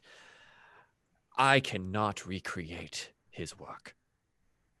I don't know if there is anyone that can, other than, I mean, maybe yourself if you remember the way, but the extent of my knowledge has already been utilized here. Thank you for your help. I I'm wish to be alone now, if that's okay. right. Of course, I apologize. Well, I've not been able to do more. When I sort of appear back downstairs after putting Cyrus to bed, I would actually say, Sadama, can I have a chat with you in the corridor, please? Francis, just check everyone's all right. Yes. V, do you go upstairs? Do you like go to the kitchen? Like, what's honestly, where do you go? she is so distraught. She's just not even moving. Like she's just gonna I wish please to be leave alone, the room. but I'm gonna like sit Yeah, here. just I'm not. Please. I wish to be alone. Just please leave. Yeah. I will go with Rowan to Go another room or something like that. Or... Sure. Yeah. Absolutely. Yeah. So Hugo, you walk with Sadama and probably to like the entryway or something. Yeah. Just like just to near the front door, essentially. I say, I was right in hearing you say that you're somewhat experienced with traditional healing magics too. Yes. Marginal. Obviously, our focus lies in more things of machinery and magics of those kinds. But yes, I have healed two of your friends today. Well, thank you for that, but I'm afraid I must press you further, as I'm worried I was affected by some sort of vile magic. I'm far from an expert on the subject, but to put it bluntly, I found an artifact of sorts that appeared to be, I don't know, cursed, tainted, something in that regard, and my vision is blurring and darkening, and my head spins. I was wondering if you, or perhaps somebody you know, may be able to help. Not me. That is, that one is above my level of magical knowledge. Removing a curse is much different than putting together machinery. I can imagine. I would suggest finding a healer of some kind. Ilmera, maybe the Shrine of Suffering, though they appreciate when people suffer, they also do provide healing to those of the people that need it. But if you have any affiliation with anyone in Timora's house, someone there might provide a blessing. Again, this is much outside of my... Removing curses is not easy. Oh, of course. Timora's lot, they like to gamble and stay up at night. Do you know if they'd still be open? Their doors tend to always be open. Someone there is always praying for a better turn of the dice. Very well. I feel like I shall make haste there. Thank you. You've been most helpful. I appreciate the advice. Right. Yes. Do you need anything else from me? Nothing comes to mind. Do you need anything from us? You've been awfully helpful.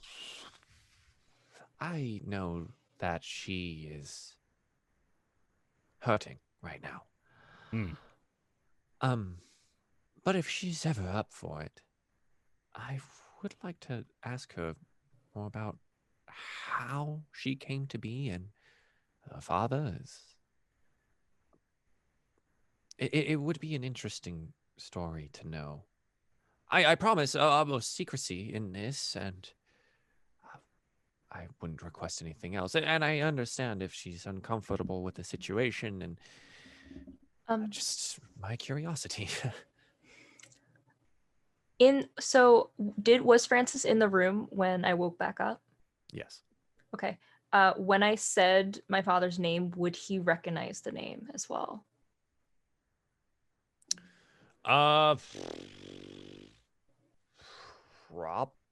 Okay. What circles would have Francis run in that your father would have? Like, potentially. okay.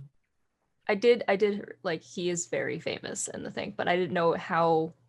Roll me a level. history check, Francis. Okay. So this we'll decide from here, and you'll have to provide some of the background for him on who your father was. With a 6, it seems that Francis didn't pay much attention to the famous artificers of the world. Okay, that's fine. Whether or not he has interest in it, we will have to find out. But I think, if anything, the reaction of the priest would have, alerted him to something being important. Yeah, I just wanted to know if he knew it, like, immediately. Yeah, of course. Okay. So flashing back over to Saddam, I live at the House of Gond, and if ever, it's a silly request. You have an excellent evening, and I hope that the ladies' hall is open for you. I'll relay your request to her, maybe at a later date, but I'll bring it up with her. Sure. Thank you. However, I'm gonna dip my head back into the living room, and I'm gonna look at Francis and well, actually, Francis left. Only V's there, so I'm gonna dip my head back into the living room and go, V, welcome to my home, for one. Make yourself comfortable. And secondly, I have an urgent errand to attend to. Francis will help you out if you need anything. I'll be back momentarily, I hope. But please do make yourself home. It's wonderful to see you doing a bit better as well. Okay, thank you, Hugo. I'll be here.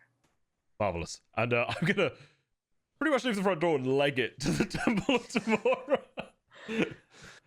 You would know the Temple of Tamora is conveniently enough like across the street from you. It's just north of the House of Gond and the museum thereof, and it's a smaller temple. It is still 2 floors, and you absolutely could go make your way in. And as things are, it is always open. Yeah, I would slow down my run when approaching it, but I would stride in there and try to find a senior-ish looking attendant or somebody to speak to. Yeah, you do, and you enter, and there only seems to be one. Again, small place at night. There seems to be one person, and they're wearing these kind of like purplish robes and things like that. And they note when you walk in, and she's a tall, stately looking woman. She's wearing this long gold chain around her neck over this purple robing that she wears, and she seems to have been like cleaning the altar when you arrive. There is an offering plate there, of course, and there seems to be like little small pieces that have been left there as well. She turns to you and says, "Oh, hello. Good Hello. evening. Wonderful to see you. I'm afraid that I need to be rather blunt with you. I feel I may have run afoul of some dark magic, and I thought perhaps the Lady of Fortune would smile upon me and aid me in this moment." Potentially. Can you give a description about what that magic might be, and is it not just bad luck? I'm most certainly not bad luck, unless bad luck tends to take the form of laughing skulls made out of smoke. I found a book of sorts in a location. I suppose you're not really bothered with the details, but I found a book of sorts and opened it up, and it would appear, in my amateur, humble opinion, to have unleashed some sort of curse or spell or poisonous taint or something upon me, and I was rather hoping you could help. Yes. Well, now I am charitable, and so is the Lady of Luck, but if you have anything to offer her for this level of service, it would be appreciated. Of course. Joel, do I know what would be a like a courteous donation of money? Something not offensive but not gratuitous? Sure. So the way that gold works in Dungeons and Dragons is that 5 gold is essentially the weekly average wage of a skilled artisan. Okay, that's quite a lot then. Right. I would. So as adventurers, people as adventurers tend to like just dole out gold all over the place. For the average person, you're paying huge amounts of money for things. In that case, I would not overtly, but kind of make a little bit of dramatics of getting my coin purse off my belt, and rummaging around it and bringing out a whole gold piece and going and placing it into the offerings tray. Sure. Does a prayer accompany the offering? Are you religious in any way? I mean, I yeah, in certain ways. I would say Tamora would not be a god that I would hold any form of ill will towards, and I would actually respect, obviously, given activities. And I think I would, just kind of ask for her favor politely in my mind when I place the coin down. Sure. Roll me Constitution saving throw. Will do. That is con through 12. Okay. You feel like this weird intrusion in your brain, and it's just this woman's voice and says, "Careful." But it's so brief, and you are cursed, that you would probably just shrug it off as another one of the dumb things that are happening tonight.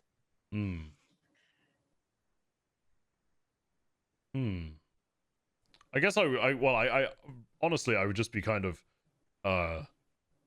bemused by that, I suppose, and turn back around to the attendant and see if she was taking any action.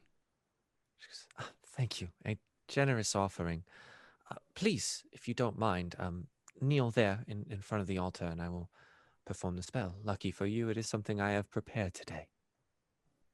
Yeah, I'll kneel in front of the altar. She, unfolds her arms where she'd been having them in her robes, and you note that there's a couple of gold rings across each of her fingers, and she reaches outwards and begins speaking in, the tonal of magic that things are when people are casting spells. And this white little light comes out from her finger here. She presses it against your forehead, and you feel this as this black smoke is sucked out of your body. And then just disappears in her hand. Oh, it seems that there was a curse there. Good that you made it here, then. I know this is an awfully morbid question, but do you have any idea what it was that had happened to me? Well, not particularly. It felt necromantic, dark in nature, and I worry for your future safety if you intend to go back to whatever place gave you that. Oh, wouldn't dream of it. Well, as long as you keep bringing the coin, I'll keep removing them. Thank you kindly. She gives you this kind of half smirk. I smirk back. Thank you. Good evening. Good evening to you And too. when you're back in town, my name is Priestess Carity. Lovely. Thank you. It's been a pleasure meeting you. Of course. And, safe travels back to the Fitzwilliam place. I didn't tell you my name. No, but you don't really need to. Well then. Enigmatic, I like it. Very well. Have a lovely evening, Priestess Carity. And I'll start walking out. Head nod. Is that like a statue or an image of Tamora on my way out? Yeah, I think so. There's probably like one that's like on the side. I'll throw it a cheeky wink as I'm on my way out. Yeah, absolutely. and you make your way back to the house, where I think most everyone in here has found their way to a bed at this point, except for maybe V. V, what are you doing? She's probably just gonna like sit wherever she was. She's looking at everything. She's kind of like checking things out in more detail, and still she's in the grieving process, so she doesn't really need to sleep, but she doesn't want to really like go anywhere. She's just kind of like Right. she's in her own little like space of grieving. And I think that's where Hugo walks in and sees V has not moved. I don't know if there's anything that you want to do there. V did ask to be alone, so it's up to you on how you want to proceed. I would I would just check the few bottles of wine on the table, pour myself a glass, and I probably would sit in my living room, but just quietly, not really forcing Together, any conversation or anything. but separate. Pretty much. right? That's fine. I mean, I am absolutely exhausted and completely wounded myself. It's pretty much dead Yeah. anyways. Everyone's at 1 HP regardless, except for the ones that were healed. I think they both have 6. Francis, you've been party to all of the nonsense that's been happening this evening. Is there anything else that you would like to do? I guess the only thing after Hugo went, I imagined going to the kitchen and finding whatever Hugo had in the pantry and making like a big fuck off sandwich and eating that. And then going to bed. Right, taking it with you, right, like that, and a glass of like whatever, like a brandy or something, and just going upstairs. That's about it. That's awesome. I love that. Yeah, I think Rowan would have definitely found their way to bed as well. Like that, yeah. Everyone's pretty hurt. I think that's where we call an ending for today's episode. You will be able to take a long rest here in the Fitzwilliam household in the upper city. We will have to find out if anything happens with the guards, the people from the Temple of Gond, the cultists from underneath, or anything else terrible that might happen to you. And good job on surviving a fireball, and welcome to level 3. Yay. I just say, what the fuck is going on? B loses her ears and is distraught by it. Hugo is talking to a fucking god. Cyrus I'm talking to dies God. and also talks to a god. What? I don't even know which god I Francis was doesn't really know talking any of this is happening right now. Francis just wants his own kind of The story. best thing is, there's legitimately 2 gods that could have been, and I don't know which one it was. Wait till you see what I can do at level 3, though. It's gonna be great. Oh, it's gonna be good. Oh yeah. Wait till you see what I can do at level 3. Yeah. Wait till you see what Joel's gonna do to us at level 3. Yeah. I was like, that's only level 2. Hey, I only throw near-death experiences at people like it's 5 times. So this Yeah, is 1. You'll be fine. Right. And it And resets weekly, of course. So. Yes, and you haven't been to hell yet. Yeah. So we'll Oh, save right. some. Well, No. this is an Yeah. Avernus This game. is a Avernus This is game. the prologue. I just I want to say on behalf of everyone, I imagine, Joel, thank you so much for DMing once again. Absolutely fantastic. Thank you everyone at home for listening or watching. Really appreciate it. We'll be back in 2 weeks' time. Alias will be back with us, of course. We hope she feels better soon. And yeah, unless anybody has any outros, I think it's time for Craig's ritualistic dumb bye. I think it's good. All right. Bye. Oh my god. Bye bye, everyone. Oh my god.